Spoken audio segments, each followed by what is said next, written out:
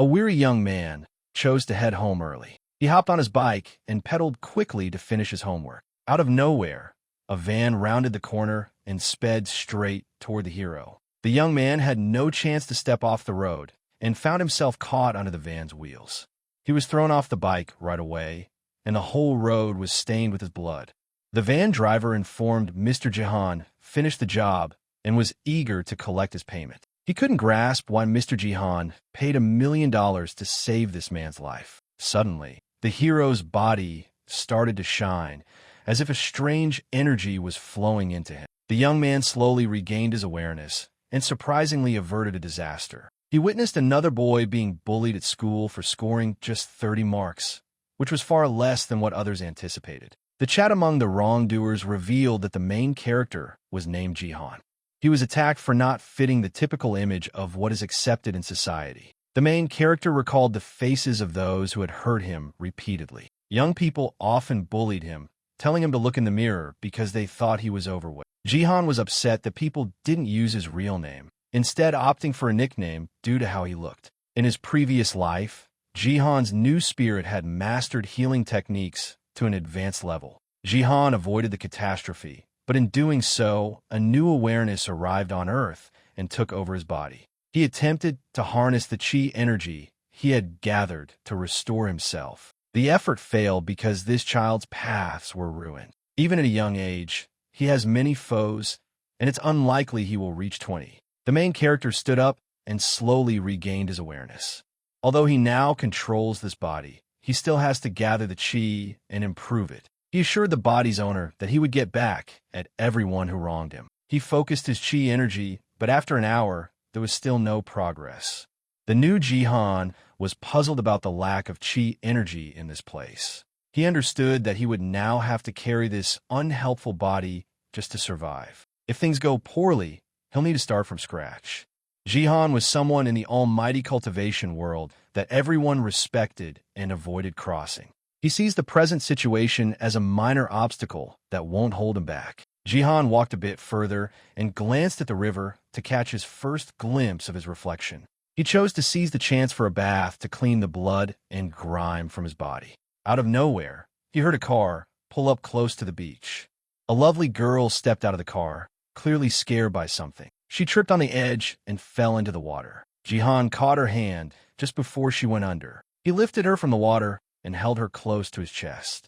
Seeing the guy's look, the girl felt he was bothering her and shoved him aside. She struggled for a while to escape his grip, but something seemed to draw Alina closer to him. The young man reassured the girl, letting her know he meant her no harm. Fortunately, she grasped his intentions and proposed they go to land to talk about what happened. Jihan gently lifted the scared woman and took her to the safe, dry land where his belongings were. He chose to remain in the water so she wouldn't be scared again by seeing him. He had her wear his dry clothes to prevent her from getting sick from her wet ones. The heroine felt thankful to her rescuer. Feeling shy, she chose to ask for his name. Jihan, instead of sharing his name, mentioned that he offers kindness freely and doesn't brag about it. The victim started to move away from the threat on land. As she waved farewell, she called out her name, Jihan Menghan, to the young man. Once she departed, the main character caught a whiff of a wonderful aroma and quickly discovered where it came from. It was the sacred herb of the 7 rays, thriving under the sun's warmth as it flourished.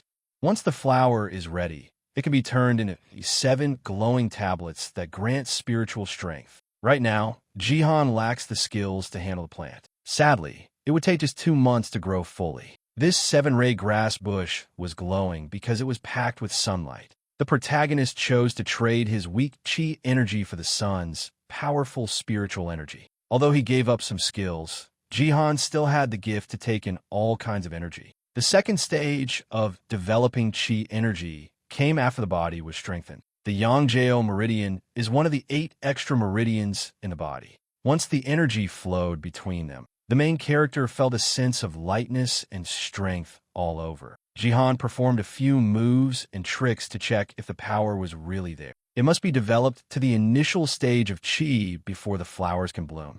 Only after this process can he make pills and heal his meridian. The meridians come in pairs and include yin and yang channels, starting at the ankles and traveling alongside the body. The main character was convinced that everyone who had belittled and harmed him would eventually face consequences. He got back to the dorm, but it was past the time to use the main door, which would get him in trouble. To avoid any issues and stay under the radar, he chose to just climb over the fence. Jihan's first try didn't work out, so he decided to use his spiritual power to leap over the fence. Eventually, he arrived at the right dorm room, number 305. He grabbed the door handle, but it wouldn't budge because it was locked. Jihan started banging on the door. Inside, a group of young men told the one nearest the door not to let him in. The young man was named Jinchul, and he lived in this dorm room like anyone else. The room leader, Wei Tangan, told Jinchul that he would give him a beating every day, just like he did to Jihan, if he dared to open the door. Yuan Long and Jinchul discovered that Jinchul is picking on Jihan because he isn't intimidated by him and ignores his presence.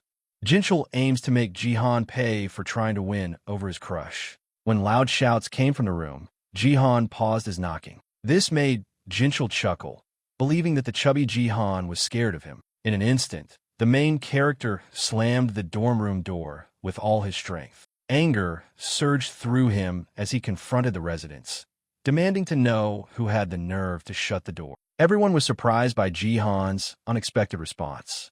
Wei Tangan walked over to him and inquired about his tardiness and whether he was all right. Jihan viewed this man as a friend, so he shared the details with him respectfully. The leader playfully remarked that Jihan had gone to the river to end his life since he wasn't welcomed into. The main character shouted at him and repeated the question about who shut the door to the room. Jinchul scolded Jihan for his boldness and stated that he was the one who locked it. The main character couldn't hold back any longer, charged at the leader, and hit him in the throat. Jinchul was caught off guard and quickly fell to the ground, trying to escape from this crazy person.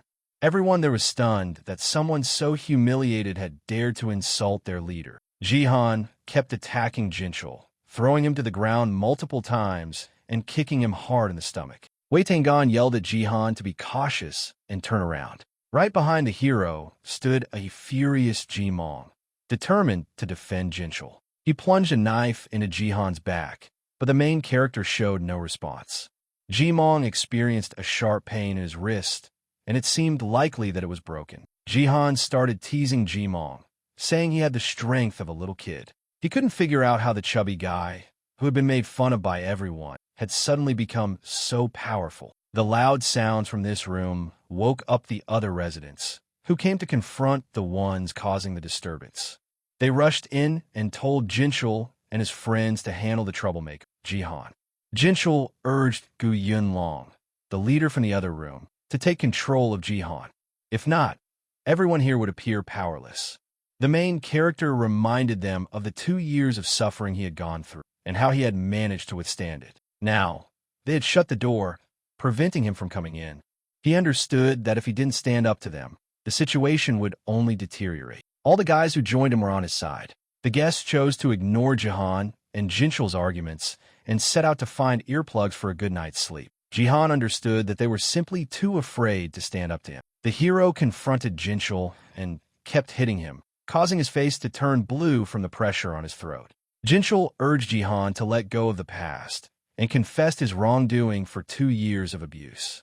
Jihan chose to stay calm and not hit Jinchul this time, but warned that it would be worse next time. Jinchul felt a mix of fear and respect for Lena, a powerful figure who shouldn't be challenged in any circumstance.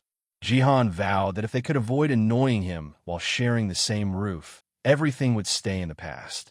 But if anyone betrayed him, he would return the favor, making life difficult for everyone involved. This was true for everyone, even those who didn't get involved in the conflict and were left without a single rustle.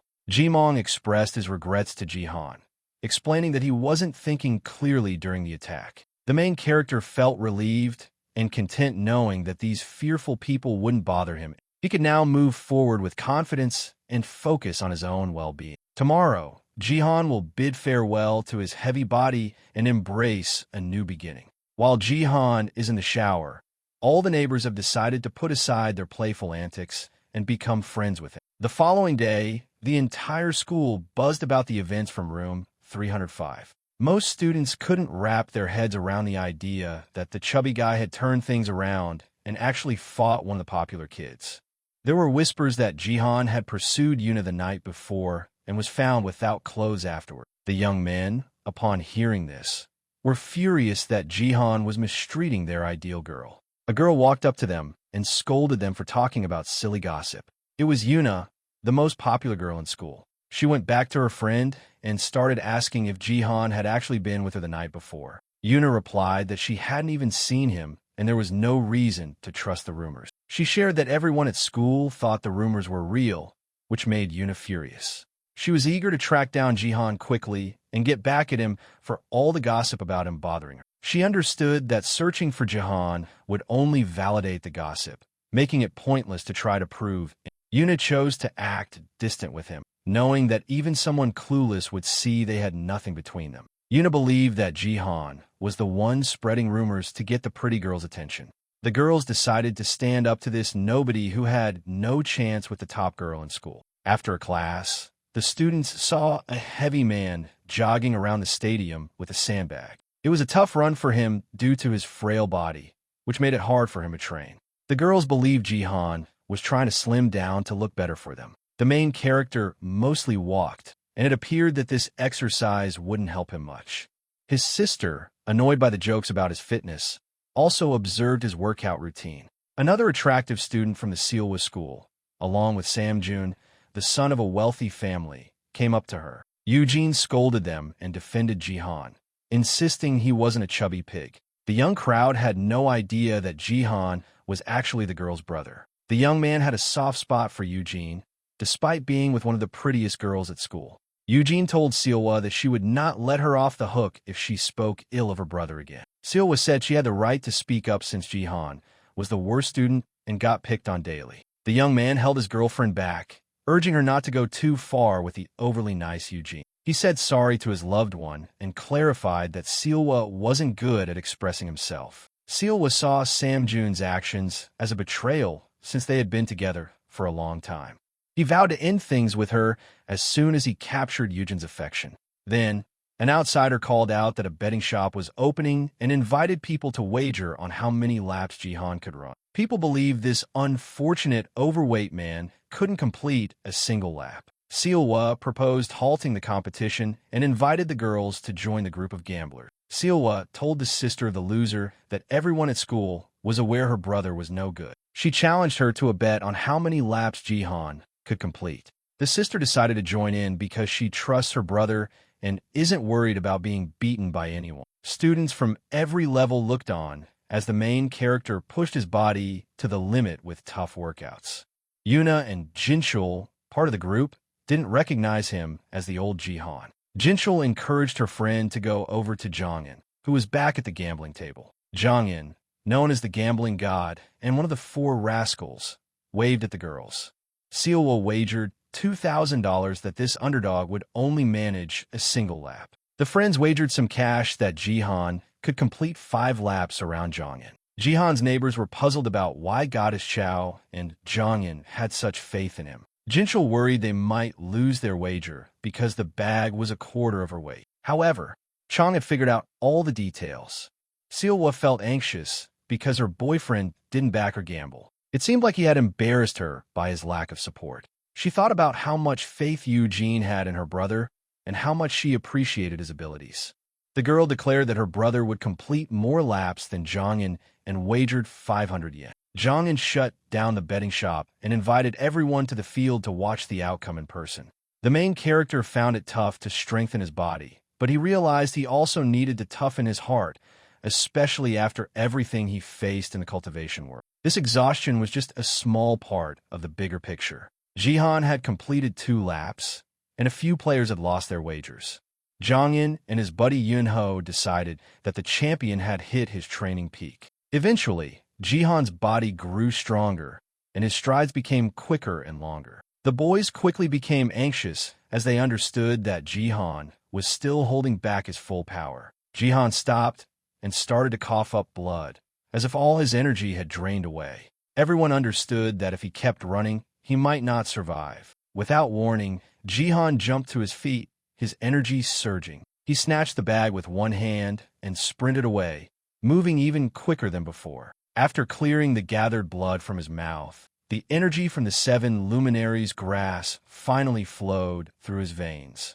The onlookers were now even more curious about how this training would conclude and what the outcome of the wager would be. One of the gamblers urged his buddy to do whatever it took to stop Jihan from finishing the 5th lap. Meanwhile, many others were cheering for the athlete to finish that round, hoping to cash in big. Upon hearing this, the main character scoffed at them, as 5 laps were far too easy for him. With no spiritual energy in this area, pushing his limits through intense training was the only way to free himself from his physical constraints.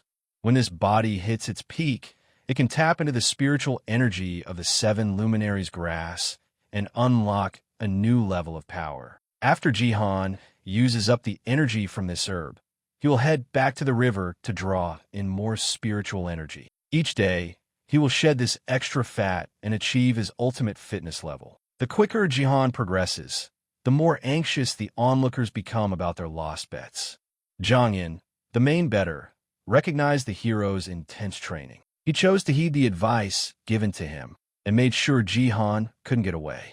He jumped in front of the hero to block his path and stop him from finishing the 5th lap. Jihan easily nudged him aside with his incredible strength and kept going. Everyone was taken aback when Lulu attempted to shove Jihan, only for the hero to quickly evade. He had completed 5 laps, leaving Zhang and his friend speechless. Lulu was resolute in his mission to confront him. He vowed that Jihan would soon face the consequences for embarrassing him in front of the crowd. Zhang was frustrated with that guy interfering in the betting without giving him any recognition. He was furious and ready to put an end to this nonsense and teach him a lesson. Zhang's friend warned him to stay away, saying he was too serious, but Zhang ignored the advice. The gambling king stepped in and yelled at Jihan to watch out. Upon hearing the warning, the main character focused his energy to fend off his attacker. He let go of the sandbag and landed several punches to the man's stomach and head. Lulu collapsed from the hits he took and dropped to the ground as Jihan kept going. Everyone around cheered for Jihan and backed him up because that guy had it coming. Zhang was shocked by Jihan's speed and felt like nothing could surprise him anymore. Before long, Jihan completed 11 laps and then stopped, letting his sister be the sole winner of the bet. Siwa was really angry that one of the school's biggest underachievers had managed to achieve something. The other girls quickly understood that Jihan was determined to test his physical limits, and he had done just that. Even the people who used to pick on Jihan now admired him and wanted to be his biggest fans. Jihan felt a sense of pride, knowing he had lifted his status in just one race. He sprawled on the ground to take a break, and his sister Eugene rushed over. Spotting blood on his t-shirt, she instantly grew anxious for him. Jihan glanced at his sister and recognized that she possessed a natural spiritual body, a rare gift in the world of cultivation. Individuals like her could progress 100 times quicker than others. The young man admired his sister, who had a vibrant presence. Eugene's mother found baby Jihan at the temple entrance and brought him home. From a young age, the girl understood that she and her brother weren't actually related. Despite this, their bond was stronger than that of many biological siblings. One day, Jihan's classmates started teasing him for being a foundling who was found on the street. After that, he became withdrawn and stopped talking to his sister, choosing to avoid her instead.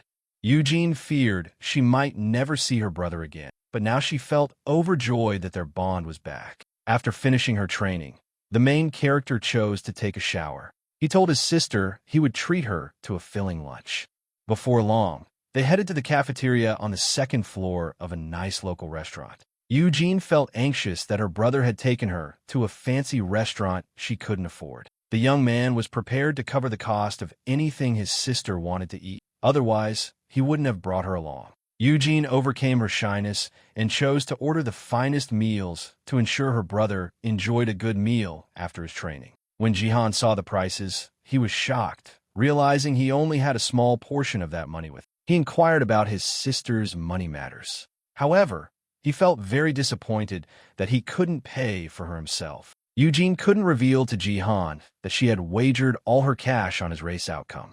Instead, she fibbed that she had given all her money to her roommate and expressed her gratitude to Jihan for offering to buy her a meal. Jihan made up his mind that he and his sister would quietly slip out of the cafe once they were done eating. Meanwhile, the heroes were interrupted by the eager Jongin, who was searching for Eugene. The girl started to feel anxious about her wager and requested the young man to leave them alone during dinner. Jongin chose to join them for lunch and encouraged Eugene to be friendly with him. The main character saw how his sister was reacting and harshly told the uninvited guest to leave. Jongin followed his lead and got up, stating that he had come to deliver money to Eugene. Eugene, worried about being found out, acted clueless and sent the young man away. Before he left, Jongin informed her that she had won 10,500 yuan from a wager. Jihan found the phrase interesting, and Jongin explained that he had set up a wager on how far he could run. He mentioned that only one person bet 500 yuan that Jihan would complete more than 10 laps, with odds exceeding 20. Eugene started to say sorry to her brother for what she had done, but he instead reprimanded her for wagering such a tiny sum. He told her to bet everything next time if there was a similar wager involving him. The main character aimed to expose a guy who was behind the betting scheme. At the same time, Yuna rang her brother to share that a chubby student had beaten his record for running while carrying a weight. Brother Yuna made a record for carrying heavy loads while in Shinmi's team. The young man was upset about this because his sister said that this overweight guy would huff and puff after just 2 steps. He realized that the student hadn't just tested his physical limits. His brother warned Yuna to be cautious, as those who stretch themselves too far often progress quickly. Just then, Yuna's friend approached and broke into her call with her brother. The girls were feeling hungry in the morning, so they chose to grab a snack at the same cafe where Jihan and her sister were seated. As the girls stepped onto the second floor of the cafe, they were surprised to find Jihan there, since this area is usually reserved for the rich. Yuna and Jinchul chose to be bold and approached him. They were puzzled by Jihan's extra attention toward her sister. Yuna chose to hand over the 1,000 yuan she lost in today's wager to Jongin. The main character chose to claim the winnings for himself, feeling entitled since the bet was centered around him. When Jongin started to object, Jihan said he would give back the money if Jongin completed 11 laps while carrying a bag on his back. Jinchul observed that throughout their dinner, Jihan had completely ignored Yuna, who was clearly hoping for his attention. Frustrated, the lovely Yuna finally snapped at Jihan for acting as if she didn't exist. Jihan's new awareness hadn't met this girl before, and the hero thought she was with Jongin.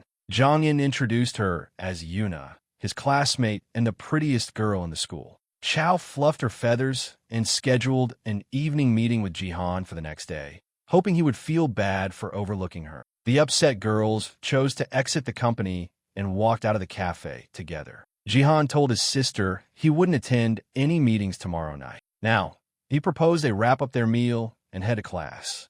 Jongin was surprised that Jihan was planning to attend class for the first time in ages and get back on track with the lessons. As they walked away from the cafe, Yuna vented to her friend about how Jihan didn't want to hang out with her. It dawned on her that her friend was overly focused on Jihan and was dreaming about a future with him. To defend herself, Yuna insisted that she couldn't stand Jihan more than anything else. Her actions made it obvious that she was not telling the truth and that she had deep feelings for him inside. After lunch, the first class was history, and the students were thrilled to see Jihan present. When Jihan picked up a history book for the first time, he found many things that caught his attention. The history teacher walked into the room and was taken aback to see the key figure of the lesson sitting there. All the students quickly got to their feet to welcome the teacher, but Jihan stayed seated, lost in his thoughts. He had just read in a textbook that before the Qin dynasty, many different schools of thought existed, including Taoism. The Tao creates one creates two, and from three, life emerges. The Tao, along with heaven, aligns with nature. Jihan aims to deeply explore this book that outlines the path of spiritual practice and the teachings for personal growth. The issue was that the spiritual energy in this area was so weak that those holy texts were ineffective. The hero understands that true cultivators might be concealed among everyday people. Jihan had been attracting a lot of attention recently, which could make him a target for those who had harmed him before. Worried that powerful cultivators might be lurking in this ordinary world, Jihan chose to intensify his training. At that moment, the teacher called Jihan over and told him to step out of the classroom since he was causing a disturbance before a big exam. The other students were upset with Jihan and seized the chance to mock him, siding with the teacher, who had disliked Jihan for a long time. The main character said sorry to the teacher, saying he got lost in his reading and couldn't stay in sync with the class. The man then started questioning Jihan, asking him what he could recall from the text he had just read. Jihan claimed he had learned all there was about the ancient times from the pre-Qin era to various philosophies.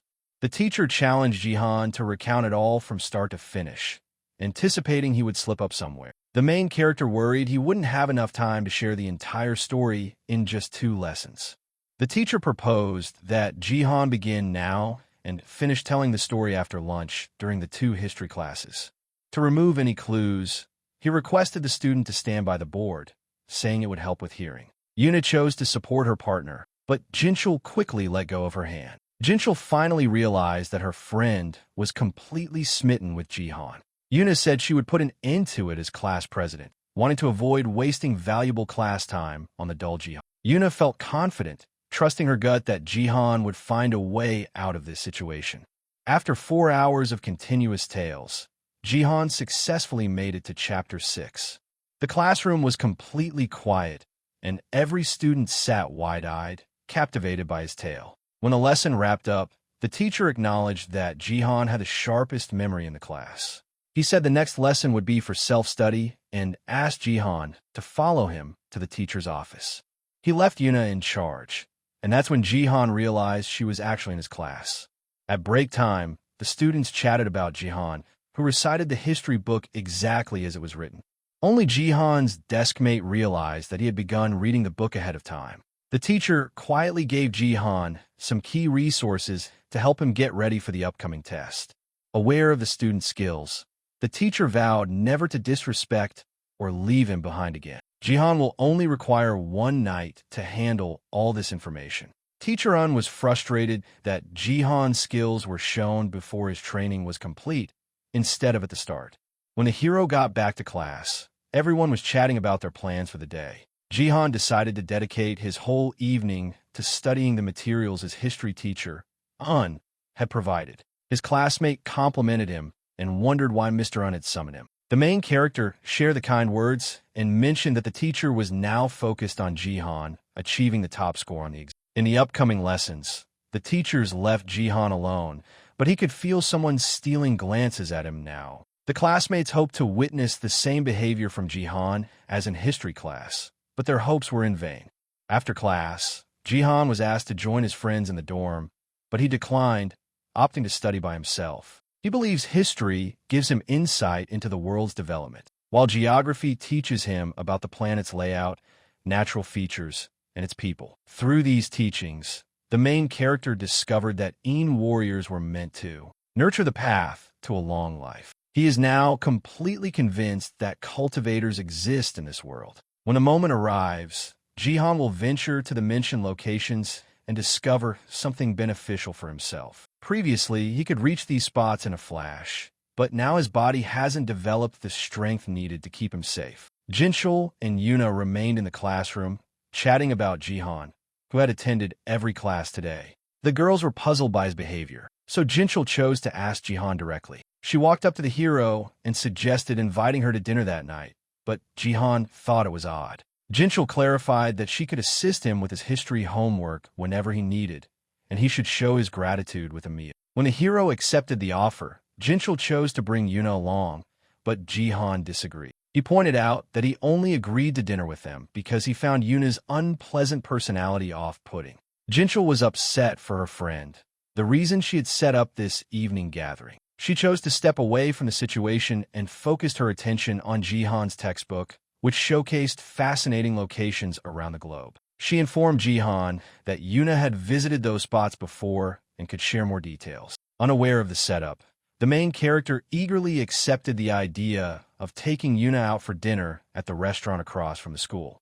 Yuna was feeling incredibly jealous, but her pride kept her from joining Jinchul and Jihan's chat. Meanwhile, Jinchul moved to the side to call the restaurant and book a private room. Out of nowhere, she bumped into a tall young man who suddenly stood in her way. He had heard Jinchul talking and said he wouldn't mind having dinner with you. When Yuna spotted Gwajunfa, she got really angry and started to kick him out of her classroom. Gwajunfa was the worst bully of the four in the school. Every student feared him, knowing there was no one to protect them if he decided to make them his target. This risky individual's father runs a real estate firm.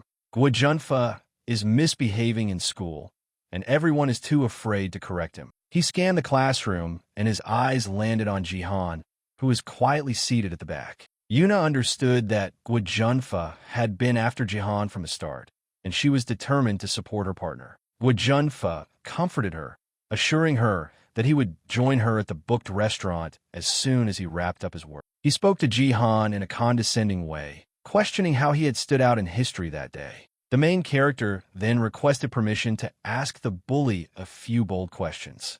The initial question was about how often Gwajunfa had defeated Jihan over the last 3 years and how much money he had won from it. The young man couldn't recall the number of times he had triumphed over Jihan in front of the crowd. Gwajunfa made it a habit to pick fights with him whenever he or his buddies felt like throwing punches.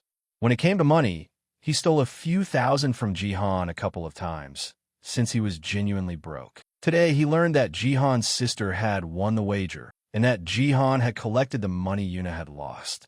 He told the hero to hand over all the cash politely, or else he would take it by force when he was unable to move. Yuna stepped in to defend her classmate and started to push back against Gwajunfa, who acted like a thief. Meanwhile, Jihan ignored the situation and kept chatting with the young man, inquiring about how much cash he had on him. Gwajunfa clarified that it didn't matter how much it was, as he would end up using Jihan's money regardless.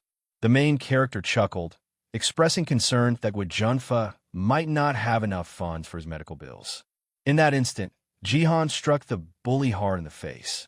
The sudden hit sent Gwajunfa crashing into the classroom wall, causing him to bleed. After taking a few hits, he managed to stand up while his friend observed the scene. Gwajunfa yelled for assistance, but all he could do was weakly hurl some insults at Jihan. Gwajunfa was frustrated that his friend wasn't supporting him and was instead stirring up trouble for Jihan. When a young man bravely stepped in to assist, both he and Gwajunfa were quickly pushed into the hallway and attacked. After a few more punches, Jihan decided that Gwajunfa should no longer be seen as the campus bully. He believed that even Wei Tangon from the dorm was far superior in both behavior and character compared to Gwajunfa. The main character keeps questioning his enemy about how much he has taken from him in the last 3 years. Gwajunfa revealed the amount to be 7,000, and Jihan's friend recommended that he should get this amount plus interest. Jihan chose to be respectful and requested that Gwajunfa willingly give back the 8,000. Shaking with fear, Gwajunfa pulled out cash from his pocket and gave 10,000 to Jihan. Jihan tossed the money to the ground, unwilling to accept such a large amount since all he wanted was his savings.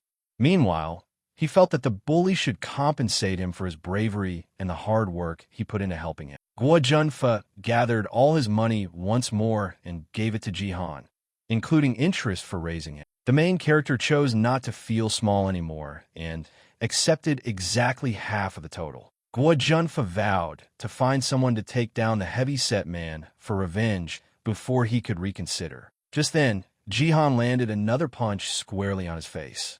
Jihan scolded Gwajunfa for getting up without asking. The main character was worried that the bully would reveal how he got the bruises on his face. He recalled the time when Gwajunfa, the bully, made him claim that the marks on his face were for being clumsy. After every beating, Jihan had to say he got hurt from tripping down the stairs. Gwajunfa shared with his classmates that he had run into a wall and gotten some bruises. His classmates backed him up, saying they would be willing to confirm his story if needed. Gwajunfa assured the hero that there wouldn't be any issues going forward and that he would be cautious. Jihan told him to stay away, warning that if he showed up again, he would hit him even harder. Gwajunfa rounded up his gang and stormed off, fuming, out of Jihan's view. The classmates felt relieved that someone had finally stood up to those bullies.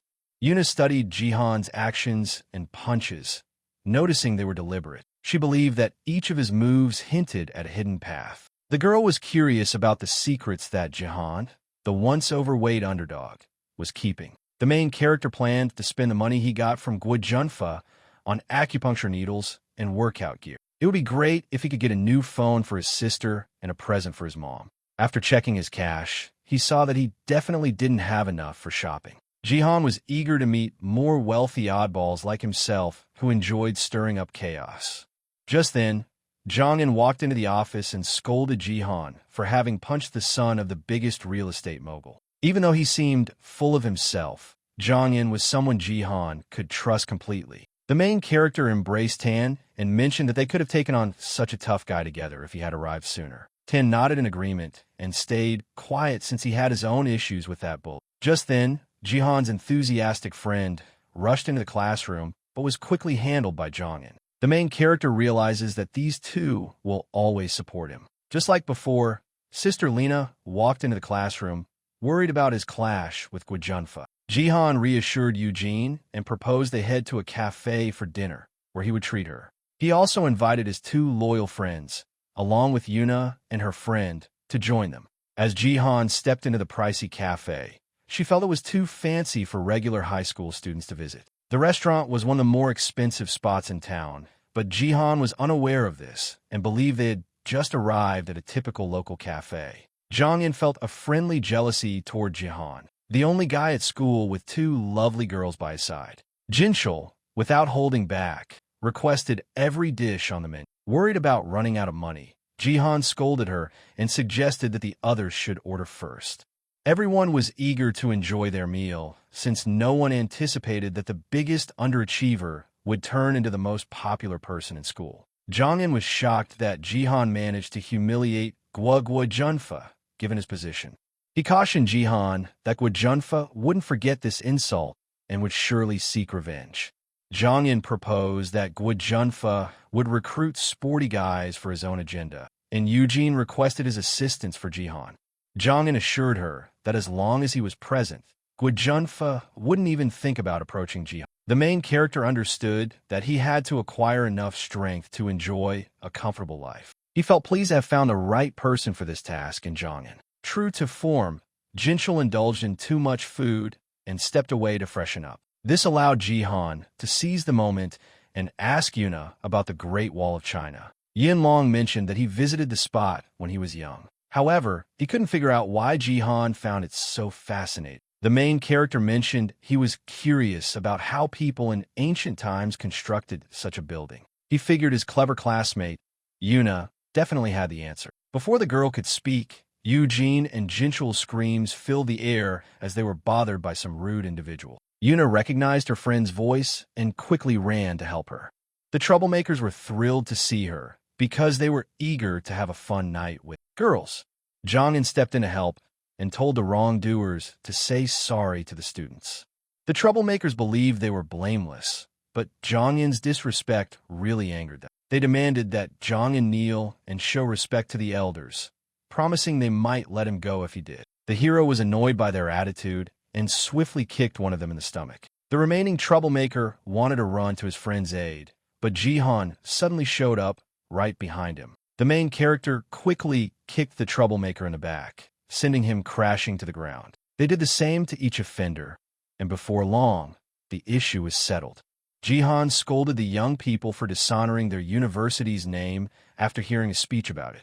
Then, another group of students came up to the main character. Yuna was eager to confront the troublemakers who were getting out of hand. However, Jihan quickly intervened, urging her to join the other girls to ensure their safety. He told his friends to stick close to him to avoid trouble with those troublemakers. The boys thought that Jihan wouldn't be able to take on 7 students by himself, no matter how skilled he was.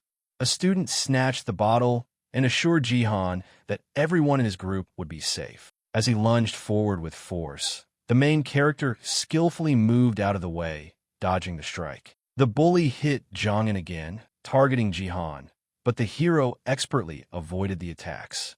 In the last moment, Jihan deftly moved and positioned himself behind the student, taking control of the situation. Jihan quickly concealed him multiple times, twisted his arm, and pushed his head to the ground. When the student pleaded for mercy, the main character seized a bottle and started to intimidate the others. The rest of the troublemakers dropped to their knees, begging Jihan for forgiveness. However, the main character refused to accept their apologies and made the young men apologize to the girls instead. The student group leader stepped in to help resolve the issue calmly. Jihan proposed offering compensation, but the leader felt his team had endured greater losses. The main character thought they should cover the costs since they had frightened the girls and spoiled their night. He decided that the students would just settle the bill for their table and make it up to the girls for the trouble. He brought the bottle close to the headman and warned that if he didn't pay, the battle would go on. Worried about the consequences, the headman accepted Jihan's demands and promised to make the payment. In that instant, even Jinchul noticed Jihan as a hero and felt a brief spark of admiration for him. When the elder gave him the money, the hero advised him not to play around with those who aren't easy to joke with. If the heroes were in the world of cultivation, there would be a bunch of bodies scattered around. After leaving the restaurant, Ji told Jihan that this meal didn't count because he didn't pay a dime. She was willing to overlook the promised dinner if Jihan made her one promise. Cheesy reminded the hero that he was working hard to shed pounds and get fit again. Once she gathered her thoughts, she suggested to Jihan that he be her boyfriend after she slimmed down. This surprised everyone, except for Yuna, who could see that the girl wasn't really into it. The main character hesitated to respond, but Ji pressed him to make a promise on the spot. Yuna stayed out of the discussion, asking her friend to stay with her so she could head back to school for some solo studying right away. In the end, the smitten Ji assured Jihan that next time, she wouldn't let him slip away without a response. Once her friends had gone, Eugene turned to her brother and asked why he hadn't gone back to school with the others. The hero said he had important tasks ahead. Kaiyong chose to stay with Jihan, knowing nothing would occur that night. Sister Jihan was concerned that her brother was missing classes again. He had just promised to focus on his studies, and she can't help but feel hopeful that he will improve more and more as time goes on. That evening, while studying alone, Eugene felt anxious because her brother hadn't come back to school yet. Just then, a student burst into the classroom and announced that her brother and Kaiyong were there to see her. Eugene ran to hug her brother as he walked into the classroom with fresh items. Jihan passed her a bag filled with a new phone, headphones, and a camera. The other students were puzzled about how Jihan could afford the trendiest clothes, given that their family struggled financially. It quickly became clear to everyone that Jihan had borrowed a significant amount of money from Jun Seolwa, who shared the same desires, jumped into the chat between Jihan and her sister. She criticized Jihan for coming from a family that couldn't afford to buy these things for her. Kaiyong aimed to show her a lesson. He intended to strike the girl, but the main character swiftly intervened. Jihan felt a surge of anger towards her, recognizing her as the one causing trouble for his sister. A quiet guy stepped in to defend her and introduced himself as Jinchul Jun. Eugene told her brother not to spend his energy on foolish people. Then the main character cautioned everyone there not to mess with his sister. He said that if anyone disrespects Eugene, that person will face consequences. Jihan's classmates realized the chubby guy was no longer a pushover. Kaiyong was ready to take on Jun herself, but the main character stopped her, saying she couldn't. Kaiyong disagreed with him, prompting Jihan to present some strong points. Just a few minutes earlier, when Jihan pointed at Jun not only attempted to avoid it, but also seemed prepared to strike back. Jihan believes that Jun is a talented fighter with considerable strength. He told Kaiyong to head home because he wanted to focus on his training. Previously, the main character had never faced a real challenge, so he lacked the drive to train seriously. Now, Jihan felt a surge of interest and headed to the beach to check out the energy flower. The basic 50 stars method helps you take in the energy of nature to boost your strength. If you master it, you'll feel connected to the universe. Soon, Jihan will harness the full energy of the sun, moon, and stars for his benefit. The main character overlooked that the pathways in this body are not completely healed yet. He thought that this minor issue wouldn't trouble him at all. In his grasp are not just strong skills and the energy of the stars and planets, but also all the time in the world. Jihan settled into a calm position and slowly drew in the energy from the sunflower. He noticed that he was absorbing it much quicker now, and his body could hold twice the amount of spiritual energy compared to before. Jihan worked hard and finally achieved the first level of body tempering. While he didn't reach the second level like he wanted, he was still pleased with his current power. The scene shifts to Beijing, the capital of China, where the mastermind behind the fat man's killing is enjoying himself. The young man is at a local bar, accompanied by two lovely girls who are unwinding with him. Out of the blue, a friend reached out to him with some really bad news about the heavy-set guy. He shared a video of Jihan working hard with a sandbag at the school stadium. Hearing this news made the guy really angry, and he pushed the girls away with all his strength. He called the murderer Chung, who had earlier told him about the fat man. Chung was shocked to see that the man was still alive and doing fine. He had witnessed the heavy-set guy get run over by a truck and thought for sure he was done for. The buyer spent $20 million on the fat man's death and now thinks he was tricked. Chen mentioned that Sai Bian, a well-known Chinese medicine doctor, might have saved the deceased. The customer was sure it wasn't Sai, but the heavy-set man was rescued by someone extraordinary. Chung told the guests that the absurd fat man had been helped by those same powerful individuals. The Jihan and Chun families stand at the pinnacle of society in this country. Because of this, they are aware of things that regular folks don't know, like the existence of cultivators in the world. Some are from old Chinese families that practice martial arts and blend into the city, while others are tied to the wildlife. Chun believed they were doomed after getting mixed up with these dangerous people. The customer believed he didn't care about the fat pig and chose to sort things out on his own. After the phone call, he was overwhelmed because he had thought the fat man was gone for good. He recalled his father saying that as the oldest grandson of the Jihan family, he might not become the family leader. Jihan Hao felt frustrated watching his three nephews, including this young man, squabble over control.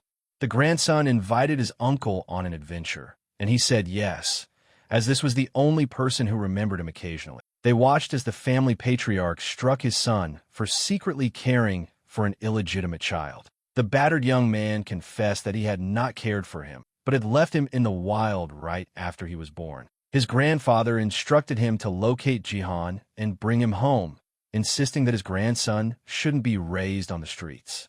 This tale involves the individual who arranged the hit, as he was connected to Jihan by family. The client summoned his aides and instructed them to send a killer to the high school to eliminate a man named Jihan. He also requested that his body be brought to him, as he wanted to confirm his own death this time. The main character took pride in his ability to use flying needles. At his skill level, he can strike the ball accurately from as far as 10 meters. With his understanding of the body's energy pathways, he can use silver needles to treat and help those who are unwell. Jihan was unsure where to find silver needles that could be used as a strong weapon. After several days, he gained a basic understanding of this new world. People's understanding in this world has its boundaries, so Jihan can no longer practice during the day in public. After each training session, the girls would talk about him, highlighting how Jihan is growing into a true man. The boys were upset with Jihan for showing up to practice and doing well. They didn't like that the girls were ignoring them. One of them chose to confront Jihan and slap him hard. As he swung, Jihan simply tensed one arm and deflected the blow. He struck the attacker with all his strength, but a sharp pain shot through his face. Jihan assured him that from that moment on, he would personally deliver a slap to any student who needed it. He took hold of the man's face, and the man, shaking, inquired what he planned to do. The main character warned him to keep his distance in the future and landed a few punches. He knocked the attacker down, who then vowed to get back at him. Jihan didn't appreciate the threat and tossed the guy aside. The hero assured everyone that he wouldn't harm anyone unless someone chose to provoke him. A student observed the situation and was intrigued by Jihan and his skills. Last night, as the main character was heading home, he spotted a pharmacy and chose to pick up some silver needles. Just then, the girl who had seen him training earlier reached out to him. Jihan was drawn to this captivating woman and chose to strike up a conversation. Her name was Kaiyong, and she was interested in knowing where he was going. The hero mentioned he was going to get something helpful, and the girl chose to join him. When Shueshini started bothering Jihan, He eventually confessed that he was heading out for silver needle. He mentioned that he needed them to give shots to the body to prevent pain, and at times to actually cause it. The girl replied that their family had not just silver needles, but also many gold ones. Jihan decided to join her and get them for himself. The main character felt cautious around her and initially questioned why she had come to him. She mentioned that her grandfather happened to spot Jihan jogging with a backpack and wanted to meet him. Shueshini is a practitioner of traditional Chinese medicine, and the variety of needles he uses keeps growing after each patient he treats. If the main character makes him happy, he can get as many needles as he wants. Jihan accepted the offer and went with the girl to the Shueshini family. Shueshini kept bothering Jihan the entire time, ignoring his rejections. She said she was worried he might escape and not reach her home. Just before they arrived, she hopped onto his lap and acted like she was admiring the view outside the window. Before long, they reached the cottage area close to the Shueshini family's home. Kaiyong proved to be more complicated than expected, as she made Jihan cover the taxi fare. Inside the cottage area, Jihan sensed an amazing energy and the fragrance of valuable medicinal plants.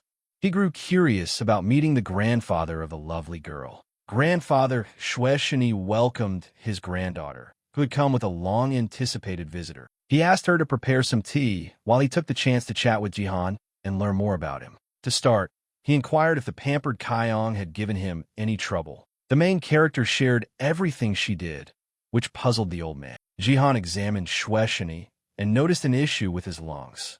The hero noticed the old man coughing oddly and chose to ask about his well-being. The old man confessed he had a long-standing lung issue, but it didn't affect his daily life. He was eager to meet Jihan face-to-face after watching a video of him training intensely. In the clip, he noticed Jihan coughing up blood, yet effortlessly soaring through the second half of the circle. The uncle wanted to check the protagonist's pulse because he was curious about his health. He was surprised to find that Jihan had much more energy than a typical person, yet the pulse in his yang energy channels was quite faint. Jihan was taken aback, realizing the old man had gathered so much information from just a single touch.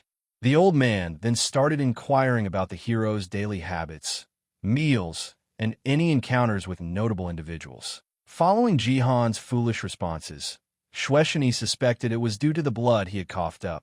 However, it seemed unlikely that it could have an immediate impact. Jihan couldn't confess that he had taken in the immortal qi and cleansed his bone marrow, as it would frighten his uncle and his granddaughter. Kaiyong stepped forward among the heroes, suddenly curious about Jihan's condition. Grandfather acknowledged that Jihan was much stronger than most people. He realized that the recipe he had made wouldn't be effective. The girl told Jihan that her grandfather had created a special recipe just for him to help heal his body. Shueshini mentioned that he had a crucial responsibility to care for and heal those who are unwell. Kaiyong shared how many people from all over the world asked her grandfather for help.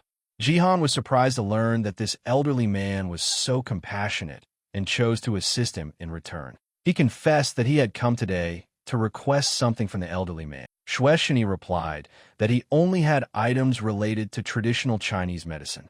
The granddaughter couldn't take it anymore and told her grandfather that the visitor needed silver needles. Jihan explained exactly what type of needles he wanted and requested to borrow around 9 of them. The elderly man grew worried when he noticed that Jihan was discussing the teachings of the 9 needle techniques, a key text in Chinese medicine.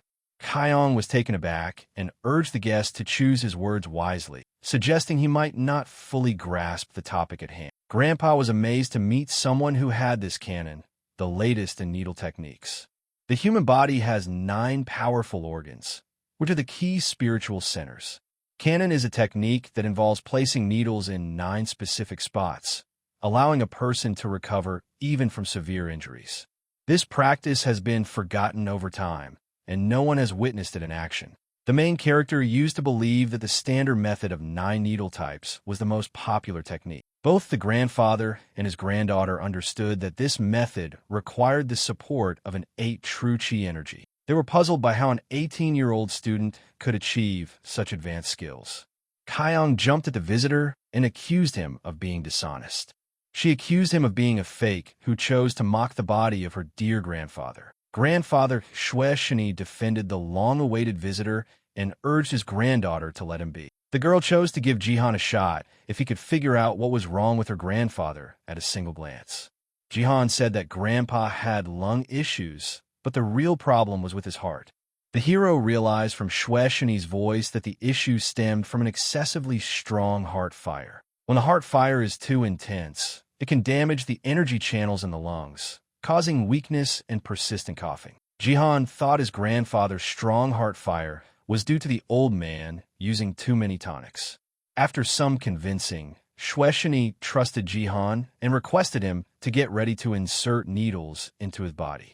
When the granddaughter was curious about why her grandfather took so many herbs, Jihan asked Shueshini to explain it himself. The grandfather agreed and shared with her that he used the herbs because there was a living being inside him. Kaiyong couldn't understand how this could happen. Shueshini admitted that a toxic parasite was living inside him. For decades ago, he ventured into the Mayor region to discover the ultimate healing methods and rescued a girl from the tribe. She turned out to be the area's sacred maiden and a skilled expert in healing and refining parasites. Talking with her brought Shueshini some of his happiest moments. But when he felt his medical skills had plateaued, he chose to move on. He had no idea that Mayal was already in love with him and wished for him to be by her side forever. Meanwhile, Shueshini was married to Grandma Kaiyong, and they had a son together. Shueshini was surprised to find out that Mayal was involved with his meal. She had arranged everything so that he couldn't escape it. The main character felt like he didn't even attempt to break free from the situation and just accepted it. After being intimate, the parasite enters another person's body, making it impossible for them to forget their partner. The granddaughter wondered why her grandfather left his dear one behind and didn't bring her back home. If anyone forgets Mayal, a parasite will start to gnaw at their heart, making the suffering so unbearable that death might feel like the only escape. As Mayal let his guard down, Shueshini felt the parasites losing their strength and chose to flee from her area. Unable to force the parasite out of his body, he needed to figure out how to keep it under control. He needs to use these herbs to boost his heart and spleen, which will enhance his body's energy and ease the pain caused by the parasite. Kaiyong noted that because this girl has strong feelings, she should have begun searching for Shueshini by now. Grandfather admitted that Maya had been searching for him throughout her life, but only his wife had met her first. He has no idea what they discussed. But after that encounter, Maya came back to her home, and he never saw her again. Grandma explained to Shueshini that he had brought this situation upon himself, and now he had to deal with the pain of this love issue. Once Grandpa finished sharing the entire story, he instructed Jihan to begin the needle treatment. He carried the box, opened it, and a remarkable energy spread all around. Kaiyong requested the visitor to look after her grandfather with extra attention. As she walked away, she vowed that if her grandfather faced any harm, many would come after Jihan. Shueshini was anxious about the procedure happening outdoors, but the hero preferred it that way for ease. He told the elderly man to take off his clothes and started placing needles. During this, the main character understood that he was unable to tap into spiritual energy. As he placed the needles, he applied the energy flow method along with other advanced techniques and chi movements. After putting in the first needle, he realized that the old man's body showed no signs of change. If Jihan gave up now, the girl would surely lose her temper and be furious with him. He thought about running a few kilometers to release the spiritual energy, but then he noticed he could just soak up the energy from the jade used in the needle box. Jihan discovered he had a unique ability to draw in the spiritual energy from everything around him. He placed his hand on the jade box and activated his energy with its power. He was surprised that this method actually worked and charged the needle with energy. After the acupuncture, the parasite would stop functioning for around 2 months, allowing the old man to adjust the lung meridians during that time. Adjusting the energy pathways in the lungs can provide quick relief from a bad cough. Soon after, 8 out of the 9 needles were inserted into the elderly man's body. Once Jihan inserted the outermost needle, a surge of powerful energy coursed through the old man's body. Grandfather Shueshini trembled and coughed up a torrent of blood in sheer terror. The granddaughter rushed to her grandfather, anxious that he had coughed up blood. For the first time, the old man experienced the powerful effect of the 9 types of needle, which made him feel like he had a whole new body. He chose to express his gratitude to his rescuer and let him keep the golden needles. The old man felt certain, knowing that this was the only person capable of using them properly. Jihan gladly took the gift, but Kyung scolded him for being rude. The hero then jumped in and pointed out that she had never thanked him for helping her grandfather. The grandfather reprimanded his granddaughter for quarreling with the person who had rescued him. The main character chose to be playful and mentioned to the master that he had another favor to ask. He mentioned wanting a set of regular silver needles to avoid searching all over China later. The old man chuckled and chose to give all of Jong'in's needle sets to the friendly visitor. As Kyung watched him place the needles on the table, she felt anxious that Grandpa might hand them over to Jihan. Grandpa thought these needles would work best when used by Jihan. Thanks to their support, Jihan will heal many ill individuals. The granddaughter was curious about when Jihan would fully eliminate the parasite from her grandfather. The main character admitted that in 2 months, once Shueshini's health has improved, he will assist in removing the parasite. During the acupuncture session, the girl Mi Songi also coughed up blood. She understood that someone had managed to hold back the parasite that was consuming her partner's heart. She recognized that she couldn't escape this situation simply because he had found an expert to help. At the same time, her daughter played with other kids outside. She shared stories with the group about the other world she could see. Out of nowhere, she heard her mother calling and quickly rushed to assist her. As she stepped inside, she found her mother sitting in a meditative position, surrounded by spilled blood. She acknowledged that her love parasite had been held back, leading to a powerful reaction. The daughter felt that after many years, her mother could revive the parasite and put an end to the pain.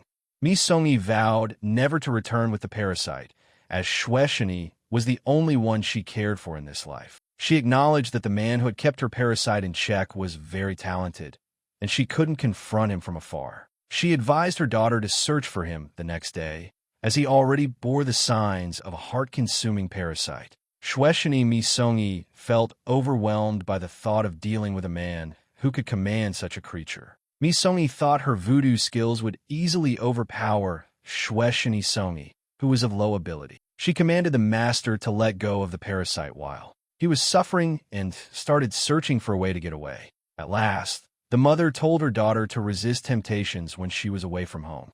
Mi Songi assured her that she would never be attracted to unfamiliar men. The vehicle with the main character and Shueshini Kyung pulled up to the fancy house.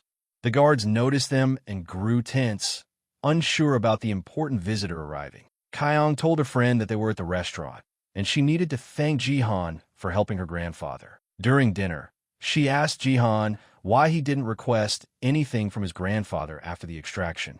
The girl thought Jihan should have asked the old man for more needles, given how greedy he was. She then realized that Jihan probably didn't understand her grandfather's true importance. Kyung's grandfather was a talented Chinese medicine doctor, and that was all there was to it. Jihan referred to Shueshini as a heartbreaker who left his partner, which made Kyung extremely angry. She wanted to punch the hero, but Jihan quickly caught her hand. With a swift motion, she lost her balance and found herself sitting on his lap. Jihan proposed that she should keep the promise she made to him earlier. Just 30 minutes ago, Kyung vowed to toss Jihan into the river for the fish if he failed to heal her grandfather. If the hero helps Shueshini get better, Kyung will let him kiss her whenever he wants. She always keeps her promises, and this time is no different. Jihan seized the opportunity and pulled Kyung close, planting a kiss on her. But as soon as his lips brushed against hers, Kyung pushed him away, suddenly recalling something important. She mentioned that their deal was to fully heal Grandpa, so Jihan had to start by getting rid of the parasite in his body. The main character chose to be patient and wait a few months before sharing their first kiss. The main character realized that Master Shueshini held a special position and was quite wealthy. Not everyone can afford to live in a big mansion on such pricey property. Moreover, the old man's words reflect the importance of someone with a significant position. If Jihan had accepted a large sum of money from him, their connection would have ended right there. Instead, in this scenario, the old man will recall Jihan as the one who nearly saved his life without asking for anything in return. He will always seek a way to show his gratitude and be ready to help whenever needed. Kyung requested Jihan to instruct her on the teachings of the 9 types of needles' mysterious essence. Jihan was unaware that she couldn't use this technique without spiritual energy. He mentioned that this skill couldn't be shared with others. Yet Kyung chose not to press for it in secret. The main character decided to train her, but he wanted to put her to the test first.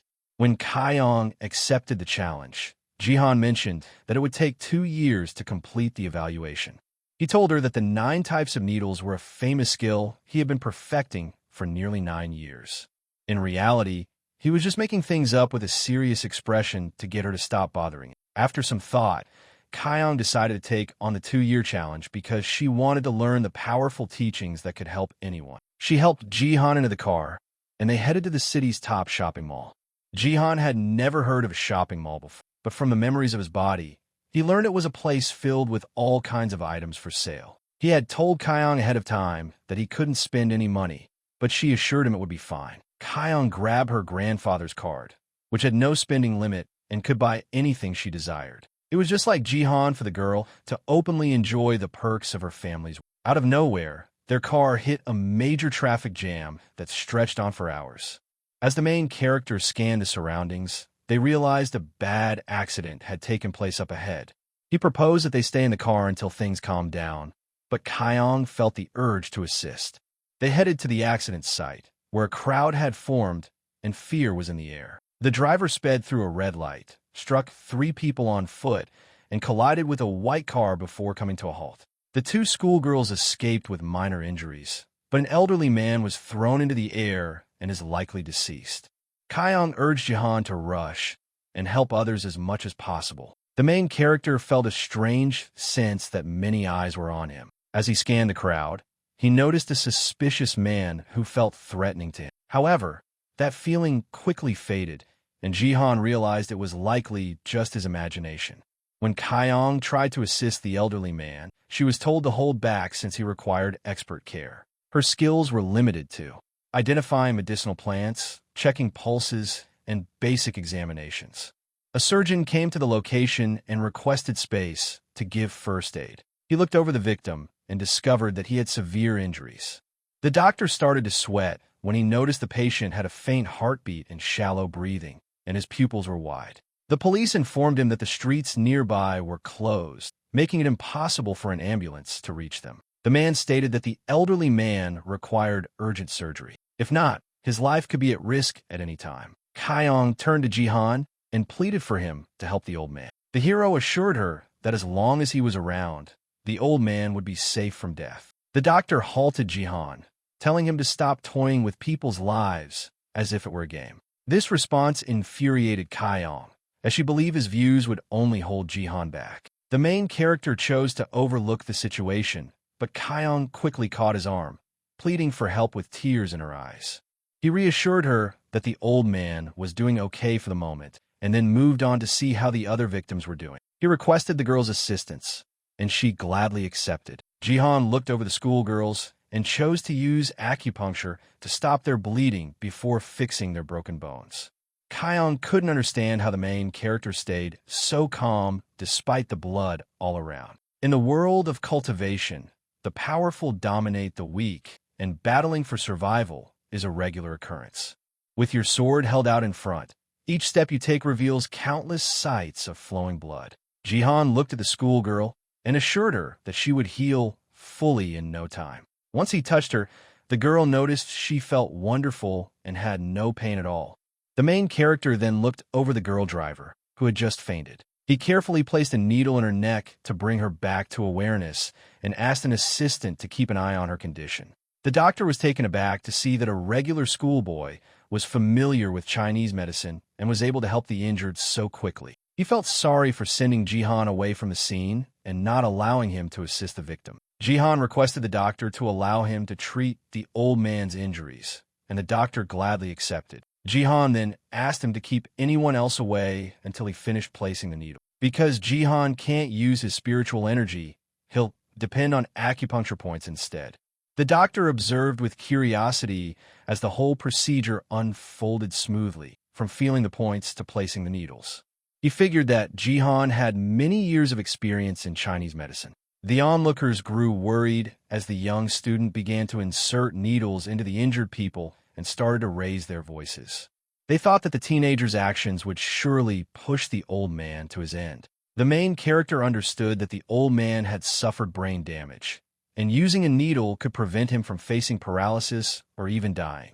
The surgeon learned that even top Chinese medicine practitioners avoid using needles on the top of the head. Without a second thought, Jihan placed the needle there and helped the old man recover. As the elderly man shifted his fingers, the onlookers were captivated by the main character's move. In that moment, Jihan understood just how challenging it was to manage without any spiritual abilities.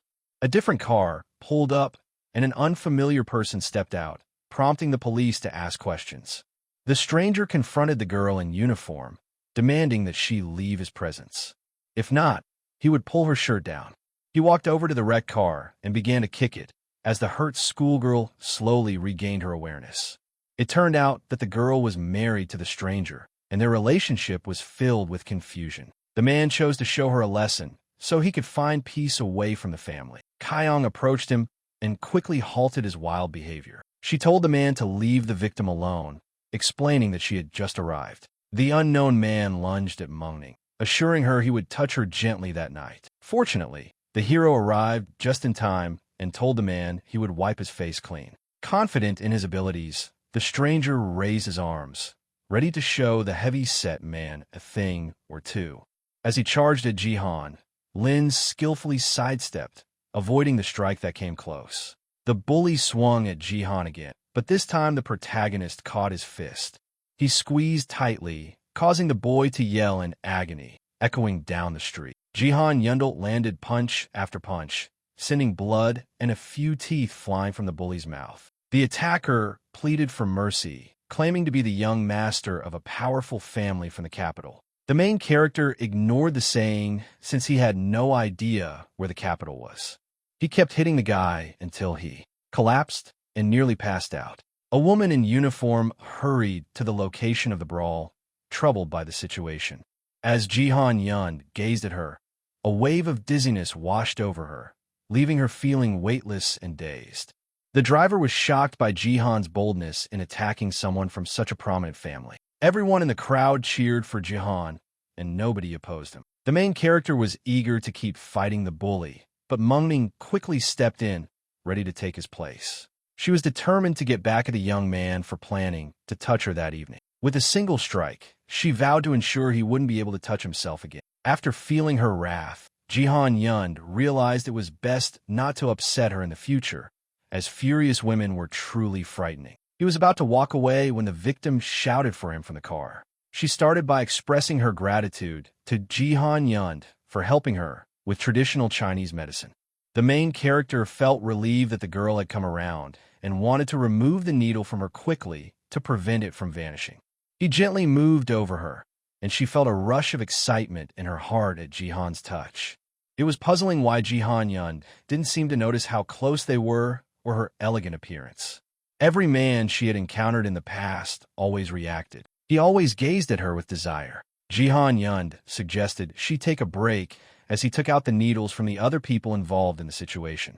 As he stepped away from the car, he couldn't help but feel frustrated by the stunning figure of the girl. The driver, eager to connect, hurried after Jihan and introduced herself as Siwa, asking for his phone number. Jihan Yund acted clueless and told the attractive woman that he didn't own a phone.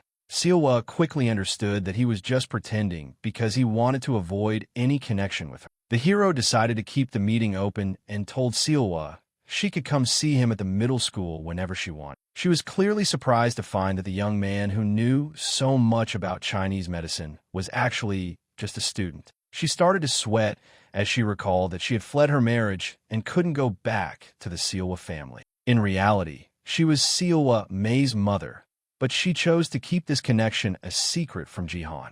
She jotted her phone number on Jihan's hand, giving him the freedom to call whenever he wanted. As their chat wrapped up, she warned him that the family of the man who was hurt is very powerful in the capital and would probably seek revenge on Jihan. She vowed to do everything she could to keep the main character safe when the moment arrived. However, Jihan Yun declined her offer of protection and urged her to focus on her own well-being for the time being. He wasn't the only one who stood up to that bully. Kyung, who had her own power, joined in too.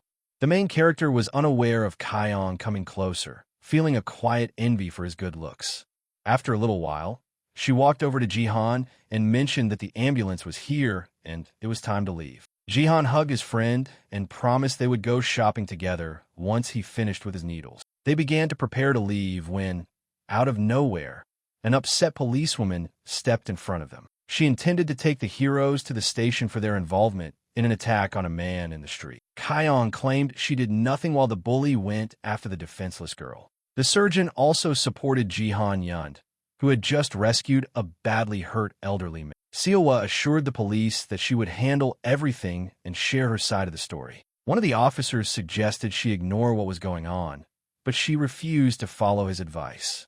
He believed Lee Sun's injuries weren't severe, so the students could be let go. However, his co-worker was firm in her stance. She worried that the Sun family would cause trouble if they didn't take action against the offenders.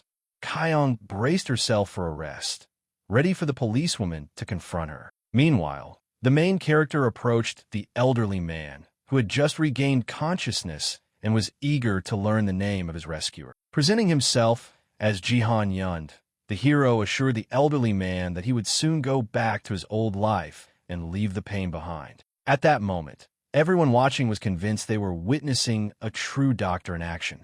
Everyone there quickly began to insult the police officers after Sun Xing made the first threatening move. The main character feared that Kyung might say something foolish to the police, so he chose to just take her away.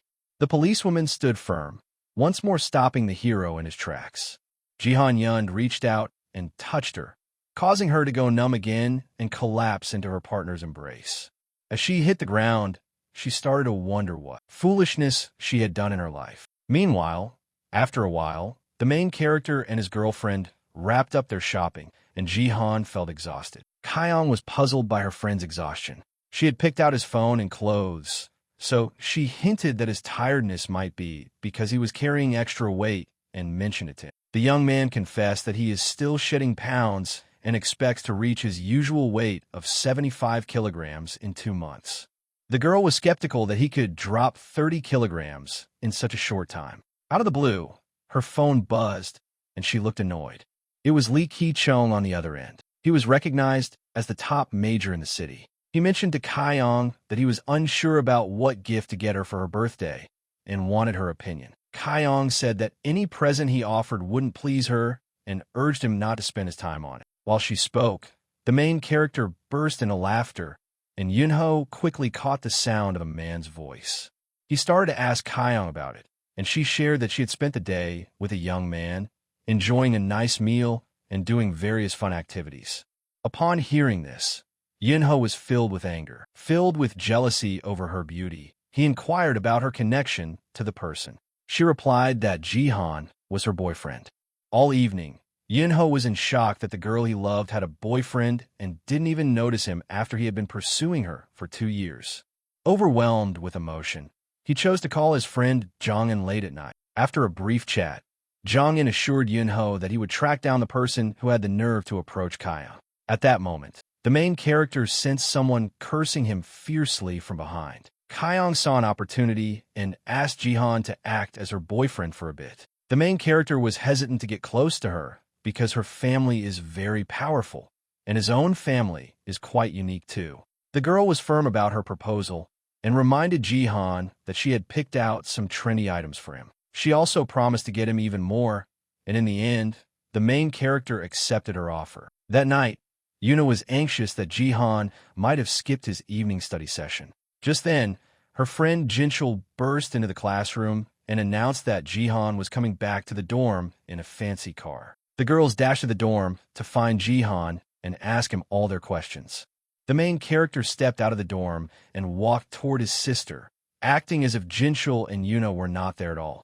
The group leader couldn't handle the shock and quickly took Jihan away. She scolded him for ditching class to go buy fancy items. The young man tried to explain his actions and mentioned in passing that he was with someone intriguing. Yuna was curious about who her classmate meant, and Jihan confessed that he was with a girl. He expressed his desire to do well on his exam and attend university. However, he felt a bit uncertain about where he was in life right now. When the chat wrapped up, he asked the leader how his actions connected to her. This left the girl speechless.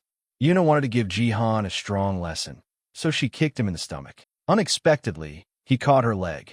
The lovely schoolgirl and the once overweight man stood just inches apart, gazing into each other's eyes without a word. As Jihan wrapped his arms around her waist, Yuna felt a rush of warmth and embarrassment from her strong feelings. The hero noticed a crowd forming around them, chatting about what had just happened. Among the onlookers was Zhangyan, who was impressed by Jihan's brave move. Eugene inquired about his presence.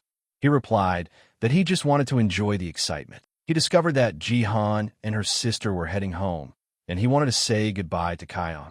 Yuna insisted that Jihan let her leave right away. The main character wanted to savor the performance a bit more. The enchanting figure urged him to step closer to uncover the mystery. As soon as he did, she sharply bit his hand. After breaking free from his hug, she assured Jihan that she would bite him for skipping class. After the crowd left, Jihan's sister came over, glowing with spiritual energy. Jihan had used up a lot of his own energy today, so he chose to take this chance to recharge. Zhangyan rushed over to him, eager to give him and his sister a ride. He pointed out that the last bus had already left and that Jihan's home was too far from the school. Before long, Zhangyan's luxury car pulled up to the home of the Jihan and Eugene family. As the main character walked toward the house, he noticed that it looked nothing like the one owned by Master Shueshini. At home, the mean Tian Bo Tao, who ran the streets, picked on Jihan's mom. He warned her that she would face many issues at the clinic if she didn't handle her business quickly. Jihan's mother replied calmly that she would handle her issues with the clinic by herself. He offered to help her since he knows the developer planning to tear down her clinic very well. Just as the man was about to share his terms, a cheerful child rushed into the house. As a girl passed by Tian Bo Tao on her way to her mother, the man couldn't help but stare at her in delight. He was unaware of Jihan approaching him, staring with an intense look. The main character insulted this unexpected visitor and criticized him for his promiscuous behavior. When a man asked for an apology from someone so significant, Jihan swiftly punched him in the face. Zhangyan came into the Jihan home and requested to take care of Tian Bo Tao. In just a few seconds, the man collapsed to the ground, blood pooling around him. The main character was puzzled as to why Tian chose to confront Eugene's attacker himself. Tian Bo Tao insisted on a peaceful solution, but Tian was beyond control. Zhangyan seized the troublesome man by his shirt and tossed him onto the street, face first onto the pavement. After the awkward moment, Jihan brought his mother to meet Tian Eugene, who just took him and his sister back home. When he saw such a lovely woman, Tian Eugene couldn't help but stare, and Jihan quickly gave him a smack. Tian Meng admitted to his friend that his mother looked remarkably young and attractive. The aunt appreciated the kind words and invited him to join them for dinner. In the kitchen, Kaiyong and her mom started preparing lobsters while discussing the recent fight. The aunt felt that she shouldn't have intervened, as the man had it coming for his wrongdoings. She told her daughter to act just like her brother if anyone picked on her in the future. Eugene wondered why his mother had never asked Jihan to stand up to the bullies who had tormented him for so long. The woman hoped her son would learn the hard truths by himself, without her guidance. She chose to wrap up the discussion and asked her daughter to fetch the food dishes. As Eugene was heading out, she saw that their mother was behaving unusually today. Once she was by herself, the aunt thought about her husband, whose absence had caused her family to struggle greatly. She never expected her son to come home with lobsters, a dish she hadn't tasted since her husband disappeared. After scanning Jihan's apartment, Tian Eugene realized that his family was struggling to manage. The main character recognized his family issues and, with a playful wink at 10, shared that this was the reason he needed a lot of cash.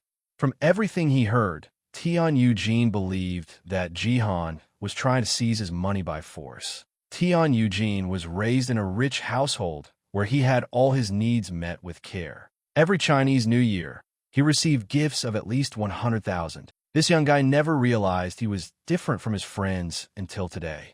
On the way here, he was showing off his pricey car, completely ignoring how Jihan and Eugene felt. With tears in his eyes, he was willing to hand over all his money to Jihan to help him through this tough time. He assured Jihan that he would sell his car and give him the cash from the sale. Jihan just suggested they team up to earn some cash. Tian Eugene noticed the look in Jihan's eyes and felt he was trying to take all his money by force.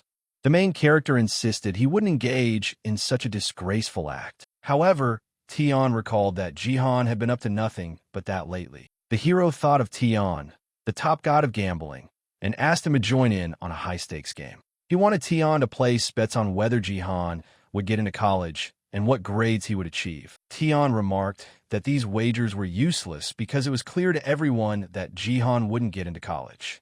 He urged Jihan to face reality, as he wasn't qualified for a good university.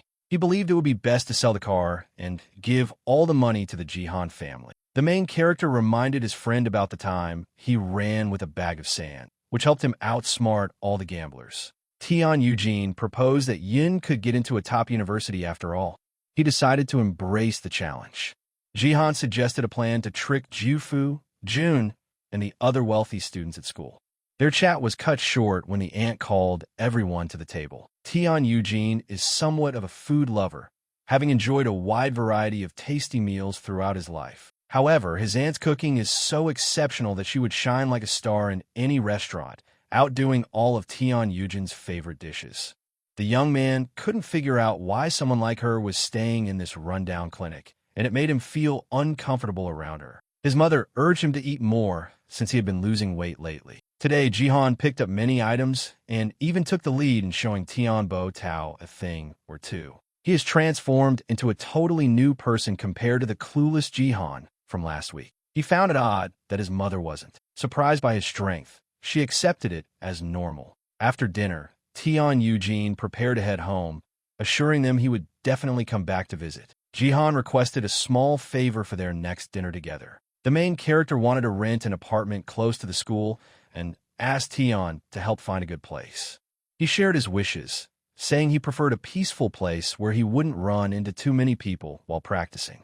On his way back, Tian kept pondering Jihan's family, where each of the three members had a different last name. Aunt Chin wears simple clothes, yet her behavior is much more refined than most.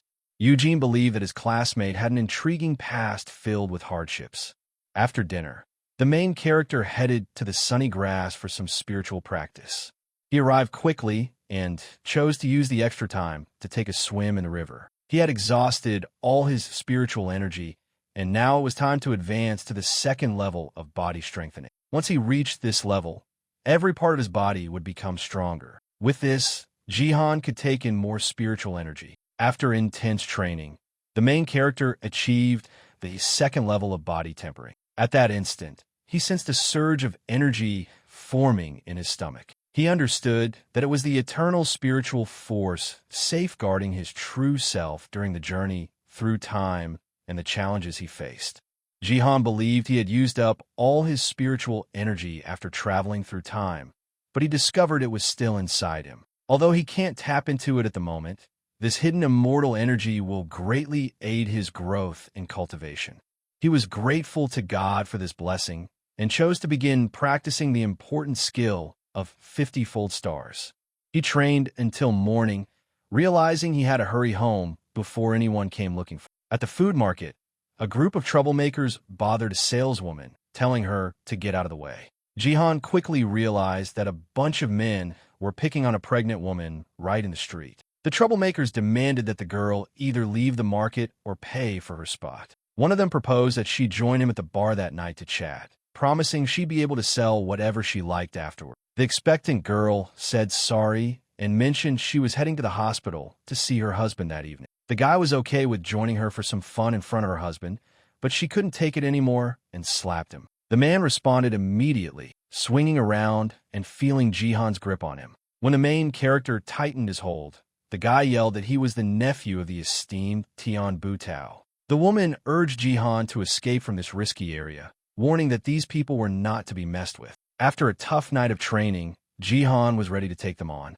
Within minutes, he took down all the attackers and sent them flying away from the lovely scene. The young man understood that he had to keep training since his body still ached after throwing punches. The pregnant girl started to faint from the sight of blood. Luckily, Jihan was there to catch her just in time. He examined her carefully and warned her that if she kept working, it could put both her and her baby at risk.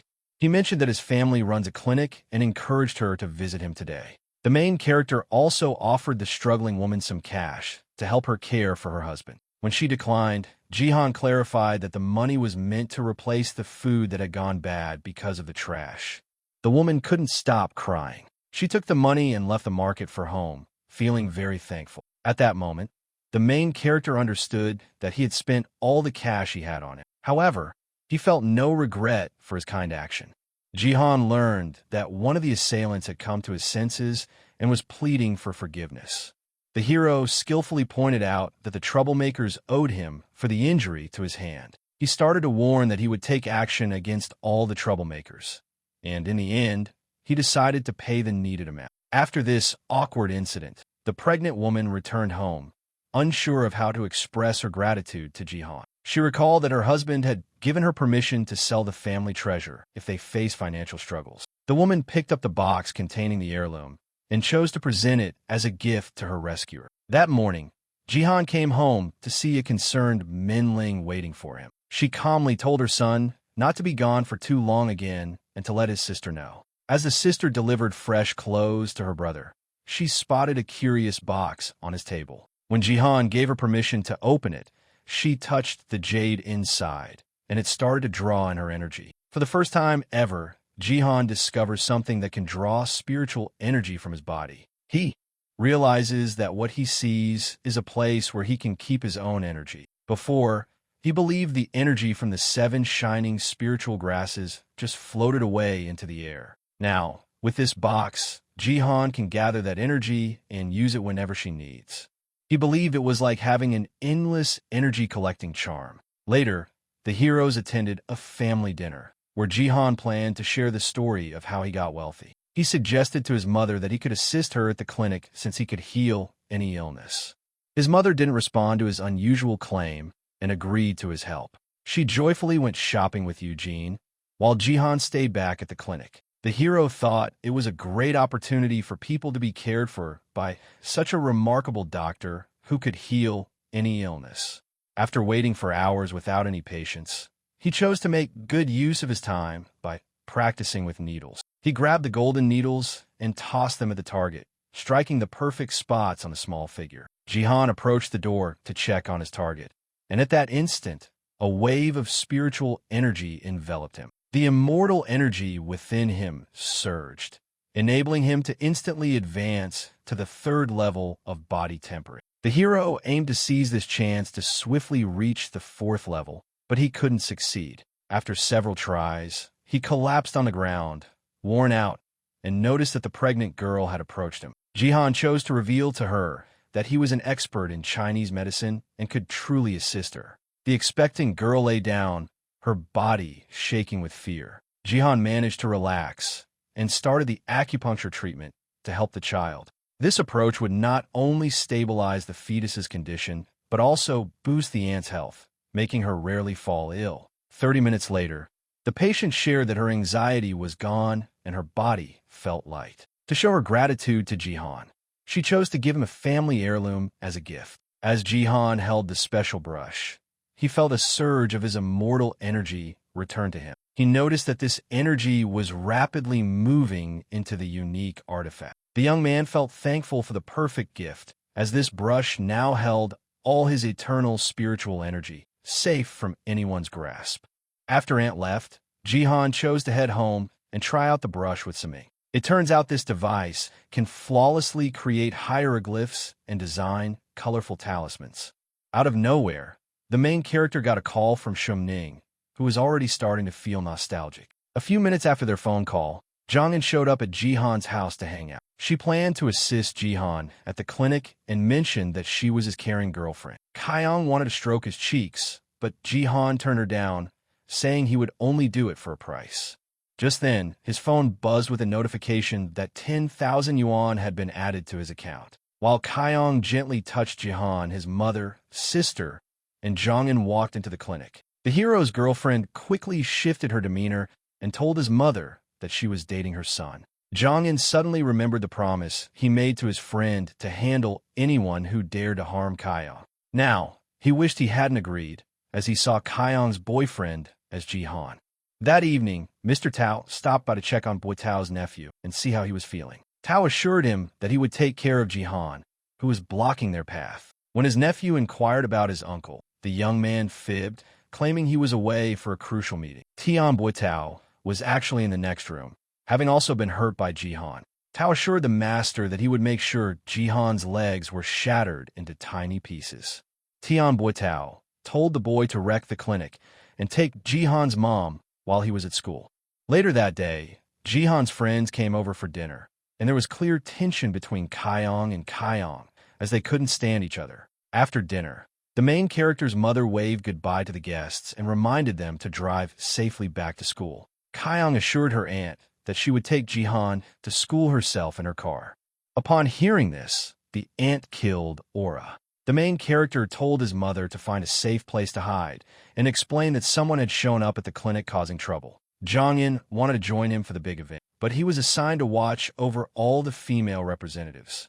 Kaiyong also wished to accompany Jihan, but he quickly ushered her into the car and made her leave. Moments later, a gang of thugs led by Tao arrived at Jihan's mother's clinic. Their mission was to wreck the place, and they ended up taking Jihan's mother hostage. Jihan stepped into the crowd and requested to go into the clinic to see the performance. Tao allowed him to pass without stopping him, as he was eager to find out what this hefty man could demonstrate. As Jihan walked in, he quickly took down the first few people he saw and tossed them out into the crowd. Anyone who tried to step in was sent flying away from the clinic. Now it was Tao's moment to confront Jihan, and he quickly pleaded for forgiveness and compassion.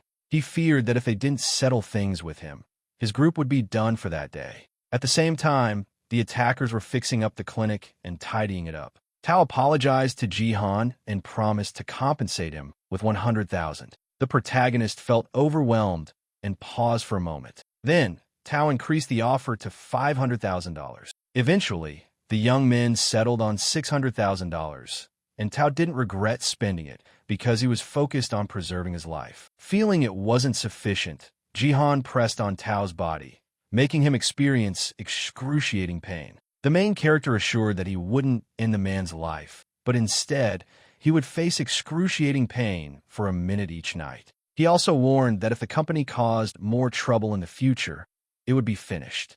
Jihan told Tao to return in a month, but first, he gave him a swift kick in the stomach and ordered him to leave with his crew right away. Once everyone had exited the clinic, Jihan felt relieved that his sister and the others hadn't witnessed his show of strength. As the remaining girls rushed to Jihan, he noticed that Kaiyong was capturing the scene on her camera. This made everyone think that Jihan was truly a master of Chinese martial arts.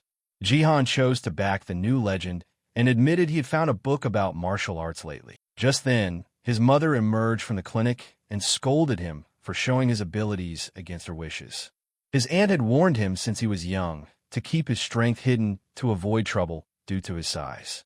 His mother urged him to be more careful moving forward, even though he acted out of love for his family. As Jihan walked to school, he thought about his mother, who was definitely one of a kind, yet he felt oddly disconnected from her. Meanwhile, Zhongyan found himself alone with Kaiyong, but he was unsure how to strike up a chat. Out of the blue, the girl curiously inquired about Jihan, asking how long he had been acquainted with Kaiyong. Zhongyan replied that Kaiyong and Jihan had just met a few days earlier. At school, Sister Jihan learned that he was staying overnight in a nearby rented house. She picked a pink flower from a bush and gave it to Jihan, hoping he would think of her whenever he saw it. Eventually, Kaiyong scolded the young man, saying that a pink rose represented love and care. She felt extremely jealous of Jihan's sister, but there was nothing she could do about it. Out of nowhere, her car came to a halt, and she walked over to the pink rose bush again. She gathered not just a single flower, but a full bouquet and gave it to Jihan. She warned the young man that if he tossed even a single flower bud, she would take a bite out of him. Even with her strong words, Jihan appreciated the concern behind it, and the flowers were lovely too. Once the trip was over, Jihan dedicated a few hours to tidying up the rented house. Once he had some free time, he chose to explore the secrets of the strange brush. At his current strength, regular sharp weapons struggled to harm him, but this brush managed to wound him. Just a light touch on his palm was enough to break the skin and draw blood. The main character realized that this artifact could drain all his blood and easily end his life. Fortunately, this time the brush took in some blood and acknowledged him as its new master. After everything, Jihan finally sensed a bond with the brush and felt a unique power from it. He understood that the artifact could be used to create amulets and car formations. It can serve as a strong tool against an opponent. Jihan made the most of his day by taking a refreshing jog. At night, he returned to the riverbank, started a fire, and focused on building his inner strength. He sensed he had reached the 3rd level and was excited to see how his training had paid off. He was unhappy that the world of cultivation was different from what he knew on Earth. He understood that each time he advanced to a new level of cultivation there, he became stronger. The main character believes he won't make the same error when he faces the trouble again. He arrived at school to find that everyone was chatting about him and Yuna and their embraces. She informed her friend that someone had shared pictures online of her and Jihan embracing. Yuna reacted calmly and realized that her character had shifted. As Jihan walked up to the girls and said, "Good morning," Yuna felt a wave of embarrassment. After their last chat, she believed she didn't deserve to greet him because they had nothing in common. She asked her friend if she'd feel jealous if another girl invited Jihan on a date. The school's most attractive girl believed that Jihan would only be close to her sister. Out of nowhere, a lovely girl walked into the classroom, searching for Jihan. She was the same girl the main character had seen by the river. She approached Jihan to return his jacket and ID. Initially, she saw him as just an overweight guy, but now she believes he could be quite attractive if he shed a few more pounds. The main character wished the girl would thank him with some money, but instead, she just hugged him warmly. Then Jihan created a tale about how that evening, the lovely girl had accidentally broken his glasses, which he had intended to give to his mother. He recalled that the girl was tipsy and expected her to quickly reimburse him for the shattered glasses. When the lovely lady answered the phone, Jihan was sure she would send him the money, but instead, she proposed they go buy a new pair of glasses together. She had a lot on her plate today and recommended that Jihan connect later, taking his phone number. After the girl rescued by the young man left school, another attractive girl walked into the classroom searching for him. The main character was unsure of the person's identity, but as they talked, he discovered she was the granddaughter of the elderly man Jihan had rescued in the accident. He wished that this girl would show her gratitude for saving her grandfather. As he pondered over money, the students were left in awe at the sight of her beauty. Jihan had heard from his peers that this stunning girl drove a luxury car, and he guessed she would offer him a nice amount of cash. He asked the girl to hop in her car so they could chat privately. This Jihan was nothing like the person the old man's granddaughter had pictured. In the car, Jihan subtly complimented the girl on her impressive ride, but she wasn't fond of his approach. The granddaughter confessed that she visited the school to humbly express her gratitude to the young man for helping someone in need. The main character suggested that many people shell out a lot of cash for his expert care. The granddaughter boldly confessed she would pay whatever Jihan asked. The main character expressed that he needed $1 million to help the victim. He stepped out of the car and criticized the woman for not caring about her grandfather, as she was unwilling to pay for his rescue. Out of the blue, the lovely woman grabbed his hand and shared that her grandfather's life meant everything to her. She then gave Jihan a check for $500,000, leaving him completely surprised by this turn of events. After a moment of thought, the beauty decided to give Jihan the luxurious car. She walked away without a word and boldly slammed the door shut. As Jihan sat alone in his new car, he felt no guilt at all. He planned to return to school and gift the car to his sister, but he had one challenge to tackle: learning how to drive it. He stepped out of the car and effortlessly lifted it with one hand, forgetting that he needed to keep his strength a secret. Meanwhile, Ji and Yuna were already talking about what he had done, but the school's beauty remained completely unfazed. The friend thought that if Yuna kept acting this way, another girl might steal her boyfriend. Their chat was suddenly cut short when an unusual guy showed up, clearly from a smart family. In this class, everyone knew Yunho, a student from the capital university, who was on the lookout for Jihan. Jihan's admirers, Jinchul and Yuna, suddenly switched their shoes and gazed at Yunho with affection. As Jihan approached the young man, Kyung unexpectedly stepped in front of them. It was none other than Yunho, who had been chasing after Kyung for years and now simply wanted to catch a glimpse of Jihan. The young man urged the girl to reconsider his offer, explaining that he had turned down many attractive women in the city for her. Jihan chose to act skillfully and confronted Yunho for pursuing his girlfriend. Sadly, Jinchul and Yuna overheard his comment and were taken aback by the news. Yunho thought that Kyung wasn't that naive and wouldn't pick him, the attractive guy from the capital. Kyung chose to show the persistent admirer he was mistaken. She leaned in toward Jihan, her lips close to his. He was more than willing to kiss this lovely girl, especially since she had owed him a kiss for rescuing her grandfather. The crowd rallied behind the main character again, even though he had just embraced Yun. Yunho was bewildered by the situation and was eager to get back at Jihan. A sudden pain struck his heart, and he collapsed right in front of Jihan. Kyung realized that Yunho had a heart condition from birth, and she started to feel guilty about what had just occurred. Jongin, standing among the crowd, rushed to help the main character. He pleaded with the boss to quickly rescue Yunho, his childhood friend. As the main character interacted with the victim, a crew from the two gang arrived. Jongin told Jihan that the two gang had shown up with a team from the Green Dragon gang. Jongin warned Jihan to watch out for this group of troublemakers. He asked Jihan to assist his friend first. Jihan heard him and told him to step back to keep their connection hidden.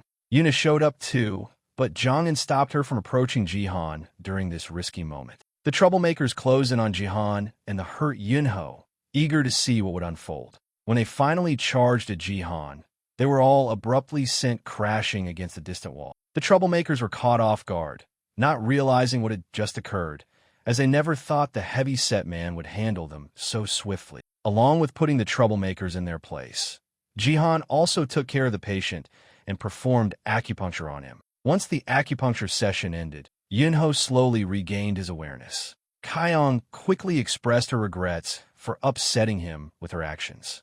The boy believed that Kyung was the reason he was alive, as if she had rescued him from danger. Kyung indicated Jihan, saying he was the one who handled everything, but Yunho felt a sense of discomfort. The main character told him to rest for a bit until his heartbeat returned to normal. Yunho was shocked to see that his love rival, who had pushed him down even more, was the one who had saved him. Out of nowhere, a giant of a man shoved through the crowd and approached Jihan.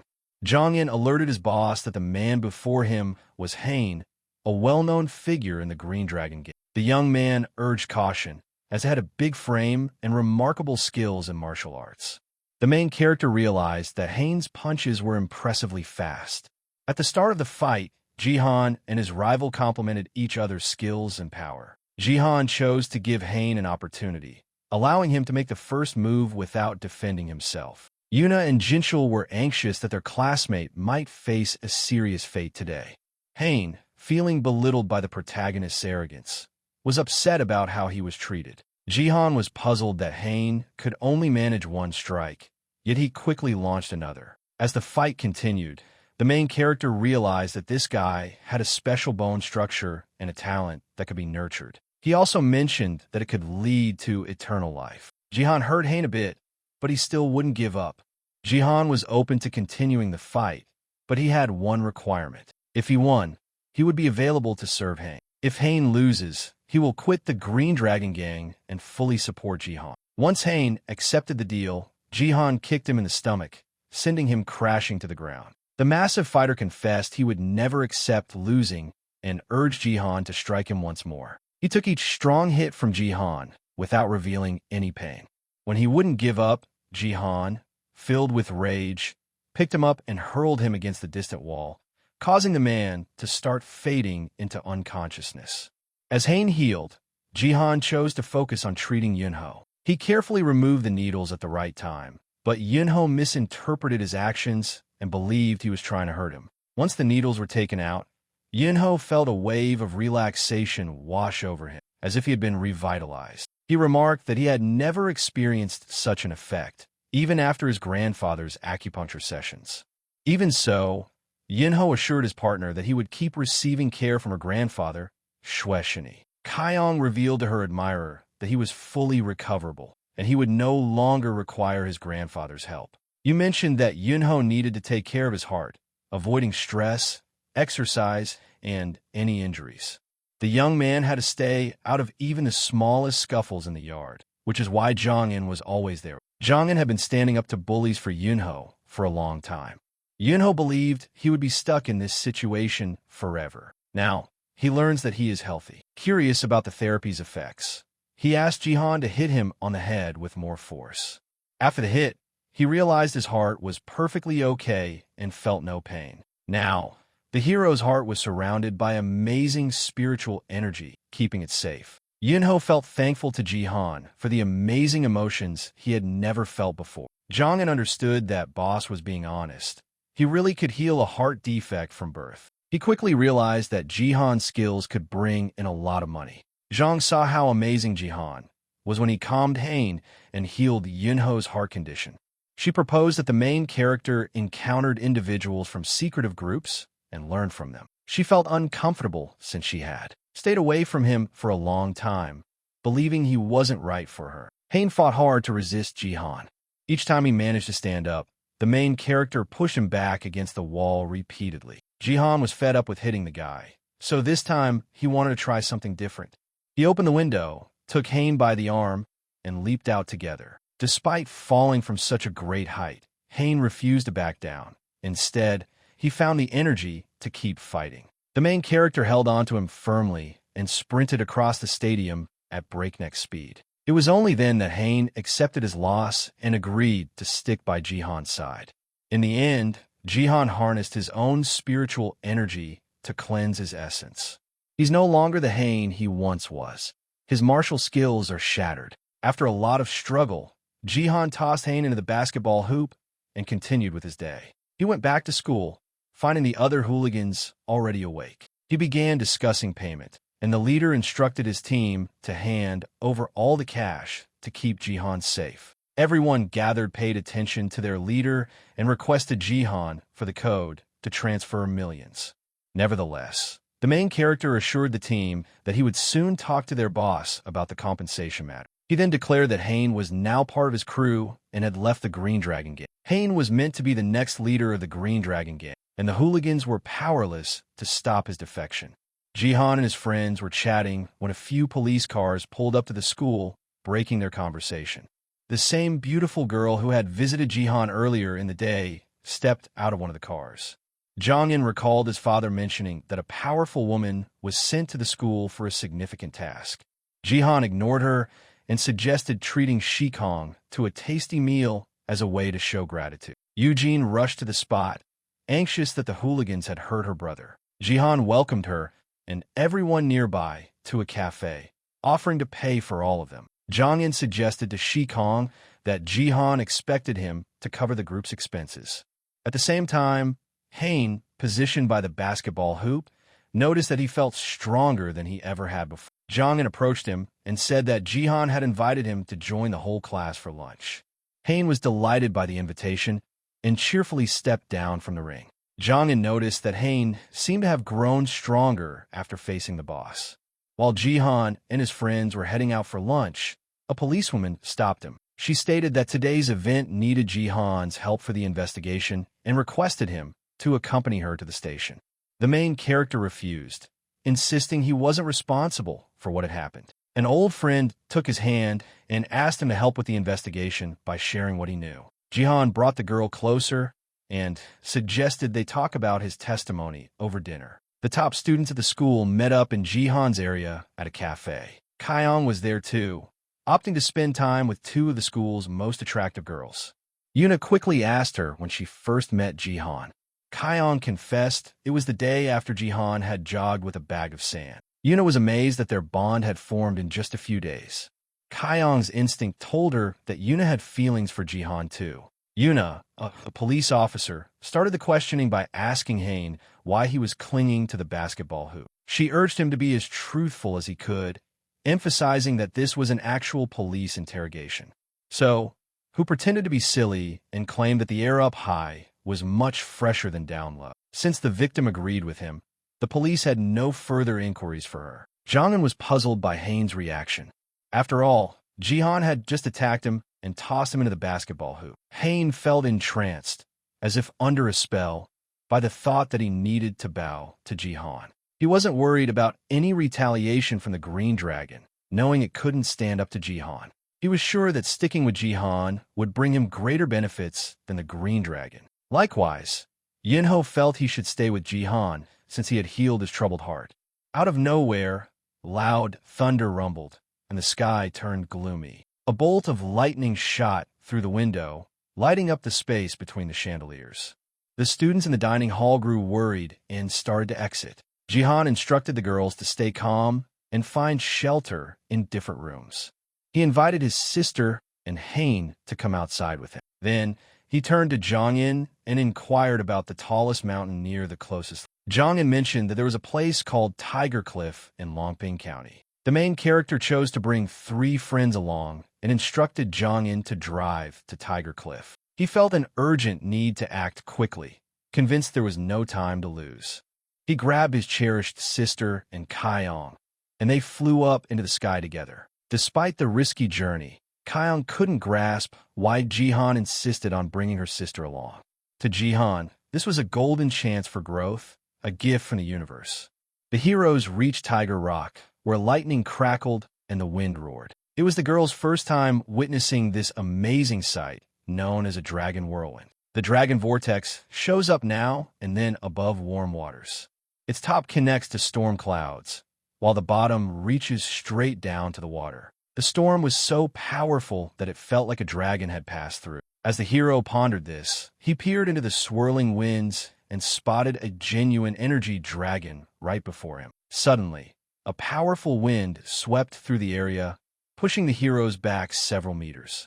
Jihan pulled out the relic and used the brush to gather the energy from the event. Part of the energy soaked into the brush, while the majority flowed directly into Jihan. He harnessed the dragon's spiritual energy to cleanse his tendons and bone marrow, completely changing his body. Fortunately, he has a special brush that can pull all that dragon energy out of him. If he didn't, the sudden rush of so much spiritual energy would be overwhelming and painful. Jihan Kaiyong, standing beside him, easily took in a surge of dragon energy without any trouble. Her progress in cultivation with this body type was rapid, but the quick pace came with its own risks. Jihan vowed that once he became powerful, he would shield his sister from any danger and guide her in her own training. As the spiritual energy awakened within him, he sensed a transformation in his body. The swirling energy quickly purified Jihan's body, instantly eliminating all his fat. Unsure of how to explain this to others, he chose to create a story instead. As he began to make excuses, Kaiyong wrapped her arms around him and reassured him that it didn't matter how he looked so good. She moved in closer to kiss him, but Jihan quickly intervened. Kaiyong leaned in to kiss the main character, but he clearly wasn't interested. He looked to his sister for support, but she couldn't assist him. Out of nowhere, a true hero appeared in the shape of the strong Hain. Jihan freed himself from the girl and signaled to the guy to observe how the vortex absorbed energy. Suddenly, the storm vanished, revealing a bright sky dotted with a few fluffy clouds for the heroes to see. The main character told everyone that in this world, there are unseen and untouchable mysterious forces at play.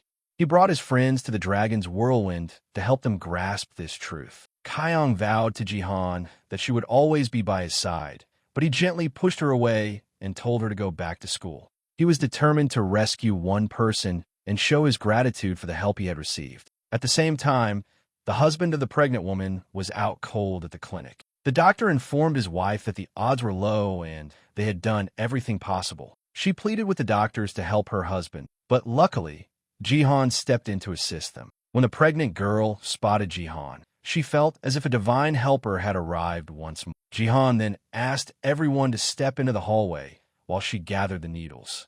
The woman doctor was hesitant to trust him with the patient, but the man's wife insisted he was a genuine doctor. The doctor warned her that they were just trying to trick her and that she shouldn't believe them. The main character couldn't hold back any longer. Jihan, the doctor, pressed against the wall and urged her to show more self-control.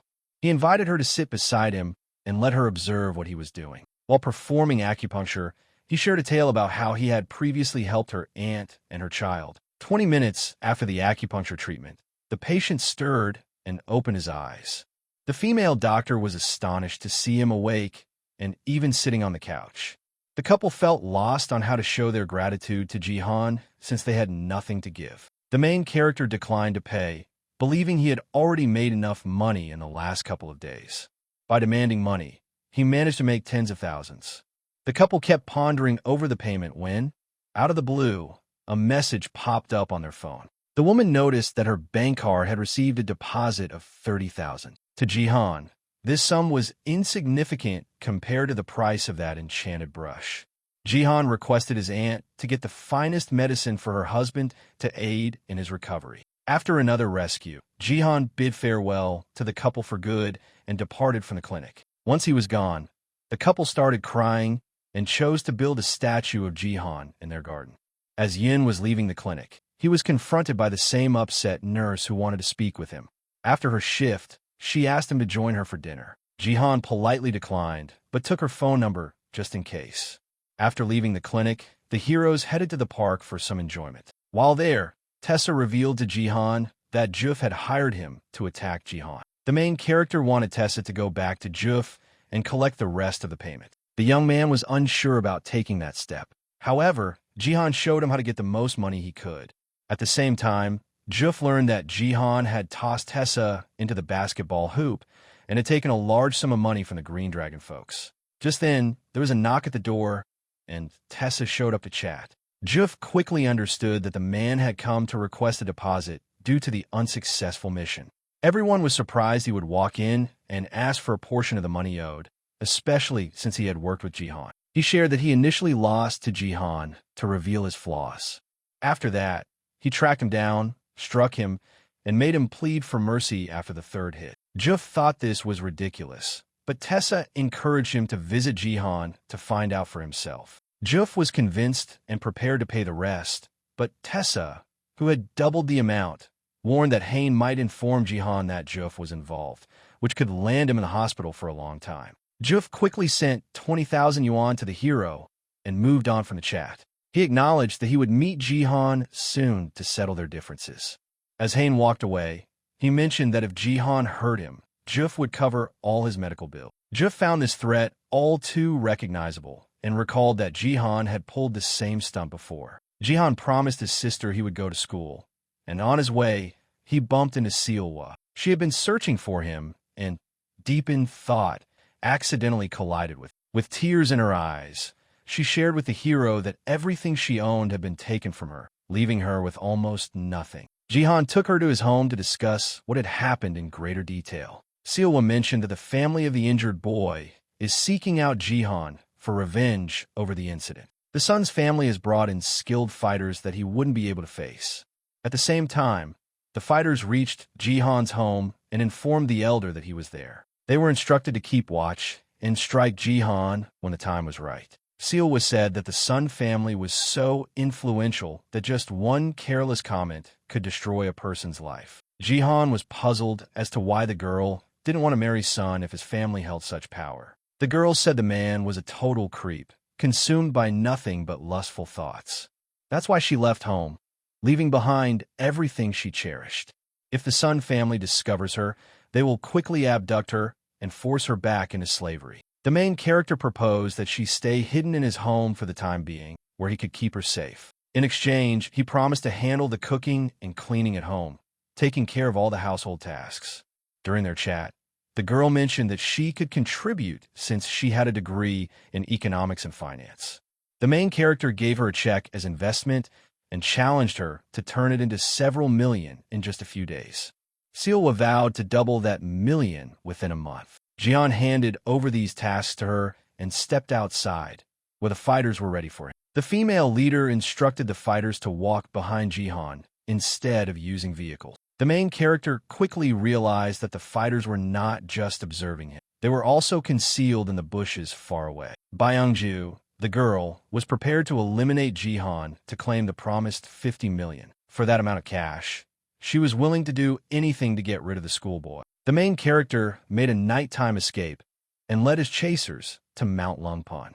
Worried about the consequences, Byung-ju collected her courage, picked up a knife, and charged at him. But when she tried to stab Jihan in the back, the blade didn't even break the surface of his skin. Her co-worker chose to follow suit, but ended up with no success. Suddenly, the main character seized the man and hurled him towards Seilwa, creating a moment of delay. The assailants soared through the air and crashed into a big rock with great force. The protagonist seized control of the moment and started to menace the pair with a knife. Just as Byung-ju was ready to strike back, she realized Jihan was no longer in view. The main character tricked everyone and suddenly showed up, slicing through Byung-ju's clothes. Her co-worker felt anxious, unsure if he could handle the schoolboy.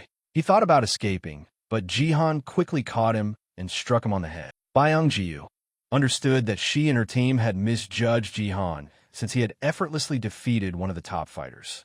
Jihan chose to let the girl go and started questioning her to gather details about her group. She mentioned that there are similar groups around the globe, each assigned a specific color based on their status. Usually, these groups are led by individuals who have achieved remarkable success. She mentioned that she is part of one of the biggest groups of assassins, led by elite killers. When the questioning was over, the main character inquired about how much money she had. He could easily take down this attacker, but it was wiser to keep her alive to uncover more secrets of this world. The girl Byung-ju decided to save her and offered Jihan 17 million as a reward. Jihan chose to tend to the girl's injuries before confronting the remaining attackers alongside her. A few minutes later, Byung-ju called the fighters to meet her at the top of the road, where she awaited their support. She acted as if Jihan had hurt her, claiming she couldn't walk due to the injury. As the fighters rushed to assist her, Jihan showed up right behind them. The traitor told her teammates that not finishing this mission would have led to her death within the organization. So, she decided to save herself this way. Jihan discovered a gun on one of the assailants, and soon the thugs started to kneel and beg for his forgiveness. The attacker even suggested handing over all their cash to Jihan in exchange for their lives. Once Jihan gave them the payment, he took off their restraints and assured them they would soon be free to move around. He instructed the boys to meet him in the city in 3 months, warning that if they didn't, they would suffer unbearable pain. Following that terrible ordeal, he took Byung-ju to his house, where Seilwa was waiting. He told Seilwa that Byung-ju was under his care and that she could keep her safe from any danger. Seilwa pulled him into another room and started to make her feelings known, overwhelming him with affection. It was obvious that the main character wasn't interested in all those kisses. Fortunately, he received a call with urgent news. He rushed out to help someone, leaving the girls alone at home. At the same time, a woman police officer sat in a nearby bar, tears streaming down her face as she prayed to God for assistance. Just 30 minutes earlier, a tragic incident had occurred at the Lido Hotel, and the brave officer was on her way there. A group of young men gathered around Hee-jin as she carried out her hidden inquiry. This film and TV company deceived and mistreated numerous girls, claiming they were helping them become stars. Now, Hee-jin faced the same destiny as she realized something had been slipped into her drink. The young men presented her with one final glass, and she believed they had fallen for a trick. She cheerfully finished the last sip of her drink, but things took an unexpected turn. Her head started to spin, and she quickly understood that someone had tampered with her drink. She felt even more unsteady and uneasy. She asked the thieves if she could use the bathroom. She felt the urge to clear her mind, but a producer suggested she could do it right there in the audition room. The men leaned in and urged her to start paying attention while they still had time. Moments later, they brought the girl to the correct room and tossed her onto the floor roughly. After leaving her by herself for a bit, Hee-jin managed to contact Jihan for assistance. 30 minutes later, the main character reached the hotel and searched for the room where Hee-jin was. He pushed past anyone blocking his way as he moved further into the building. One of the staff members pointed him to the correct room, and Jihan discovered Hee-jin inside. Hee-jin was very upset with the troublemakers for not being able to manage themselves properly. He thoroughly defeated them, tossed them into the hallway, and took the suitcase filled with their cash. He thought this money would be his reward for rescuing the innocent girl from their grasp. He assured them that he would reach out later to get the second part of the payment. Meanwhile, in his home, two girls sat quietly together, exchanging glances. Jeon told Seolwa that she didn't have any intentions for Jihan since he was just her teacher. Seolwa felt at ease with Jeon, knowing she would have at least one female companion around. Out of nowhere, the door swung open, and everyone gasped as Jihan appeared carrying another girl on his back. He turned to his girlfriends and asked them to assist him with acupuncture to treat her drug overdose. Seolwa found Hee-jin's sounds thrilling and struggled to hold back her excitement. After the incredible rescue, Jihan chose to take a break, and Seolwa settled onto his lap. She opened up about her feelings for him. It was the first time Jihan had heard someone say that since arriving in this world. Seolwa interrupted them, saying that the woman in the bedroom was awake and wanted to speak with Jihan privately. When Jihan arrived, she admitted to Hee-jin that she had strong feelings for Jihan. She justified her actions by stating that, as part of her job, she visited the bar to gather clues about a crime. Jihan was puzzled by how someone who couldn't defend themselves aimed to safeguard others. If Jihan wasn't skilled with the needle technique, he would have chosen a more personal way to help Hee-jin. Hee-jin mentioned she was prepared to get close with Jihan that night. While under the influence, she vowed that if she was intimate that night, it would only be with Jihan. Now, she feels entirely untouched and wants her first experience to be with him. She expressed her feelings for Jihan with genuine warmth, leaving the hero unsure about how to handle two girls at the same time. Their hug was cut short when Seolwa showed up, angry about the situation.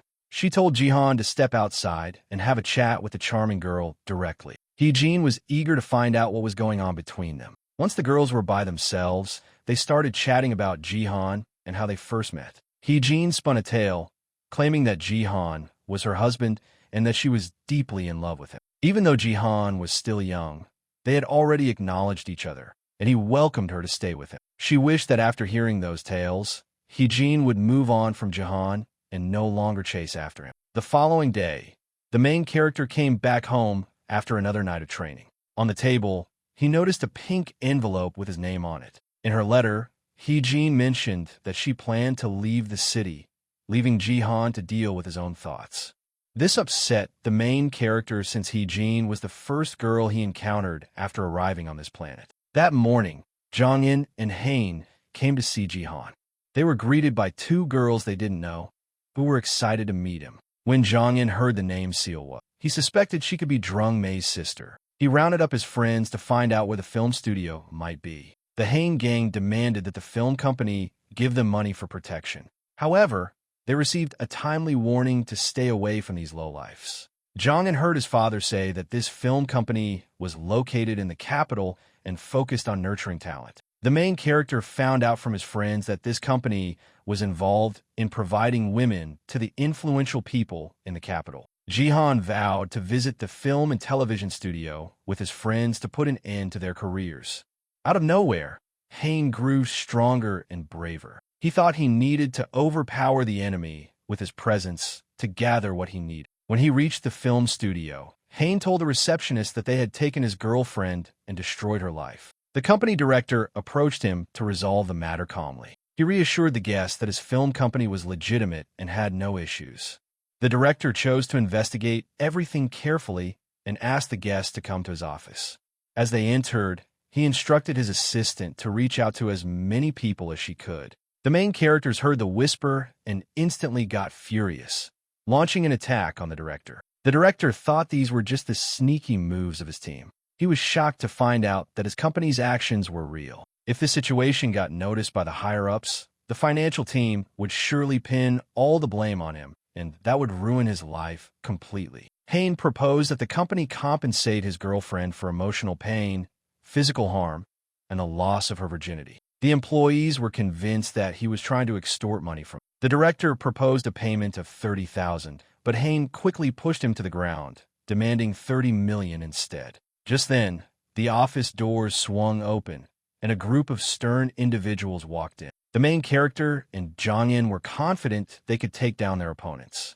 The gang leader scanned the room and warned his crew that something felt off. Jihan assured everyone that once they witnessed the blood, they would be eager to pay. Jong-in chose to scold Jihan for not giving him a chance to show his worth and for trying to squeeze money out of them. The main character explained to his friend that Hain should take the lead in this situation. He skillfully handled all the attackers, sending them crashing into the walls.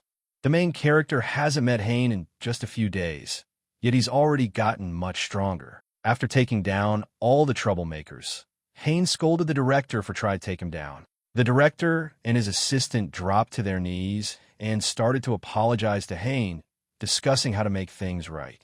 After a long discussion, the company sent 50 million to Hain's account. The main character insisted that the director create a written agreement stating that the TV company would be handed over to Jihan if she failed to pay the outstanding amount. He also warned that if the company misbehaved again, it wouldn't escape without facing financial consequences.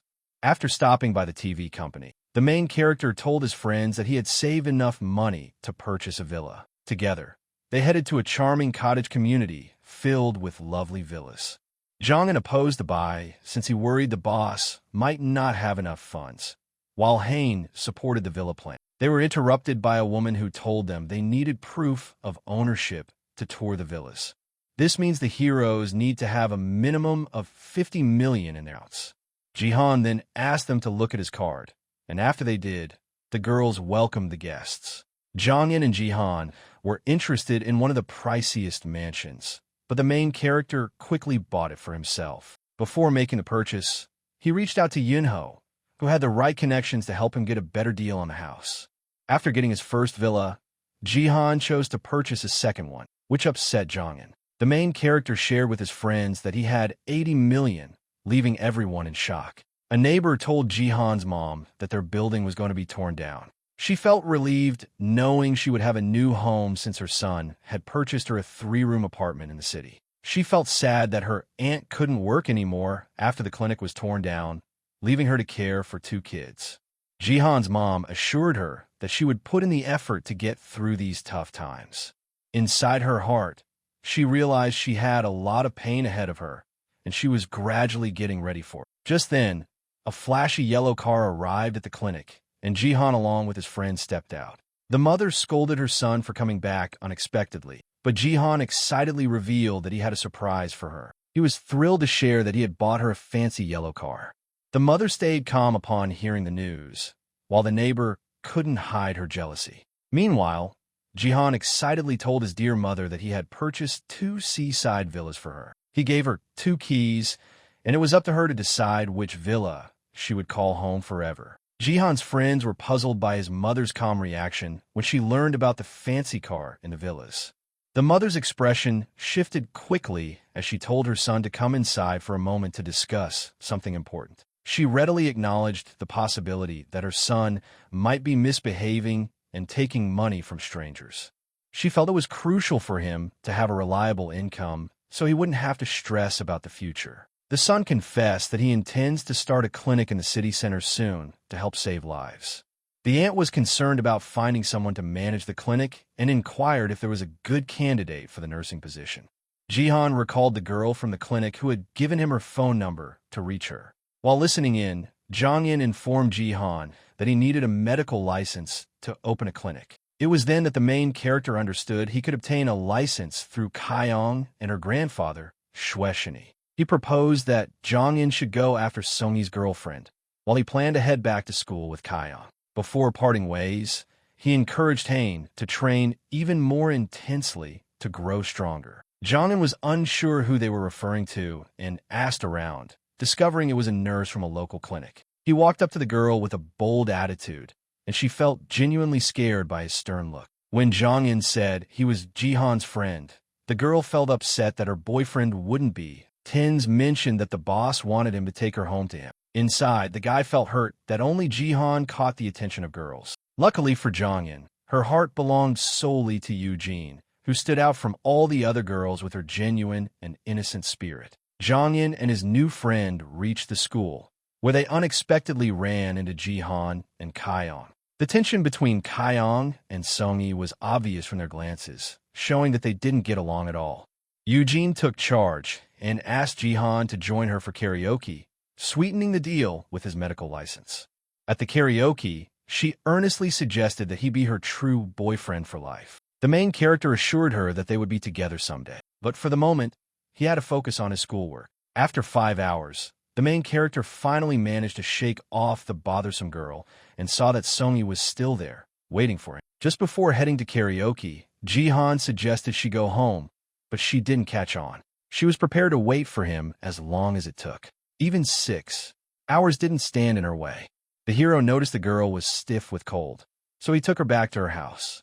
Once there, he gently rubbed her feet before settling in for the night. While giving her a massage, he proposed a job that paid double, and she eagerly accepted. When Jihan was ready to head home, Seongi asked him to stay the night. She wanted to do a lot of things with Jihan, but he suddenly stopped everything. He gently told her that he doesn't hug or massage the feet of girls he doesn't know well, but he also didn't want to be rude. 3 days later, they met once more, and everything was clear between them. They found the perfect spot for their new clinic. The owner, Wang Honyuan, mentioned he wanted to return to his hometown, so he decided to sell his business.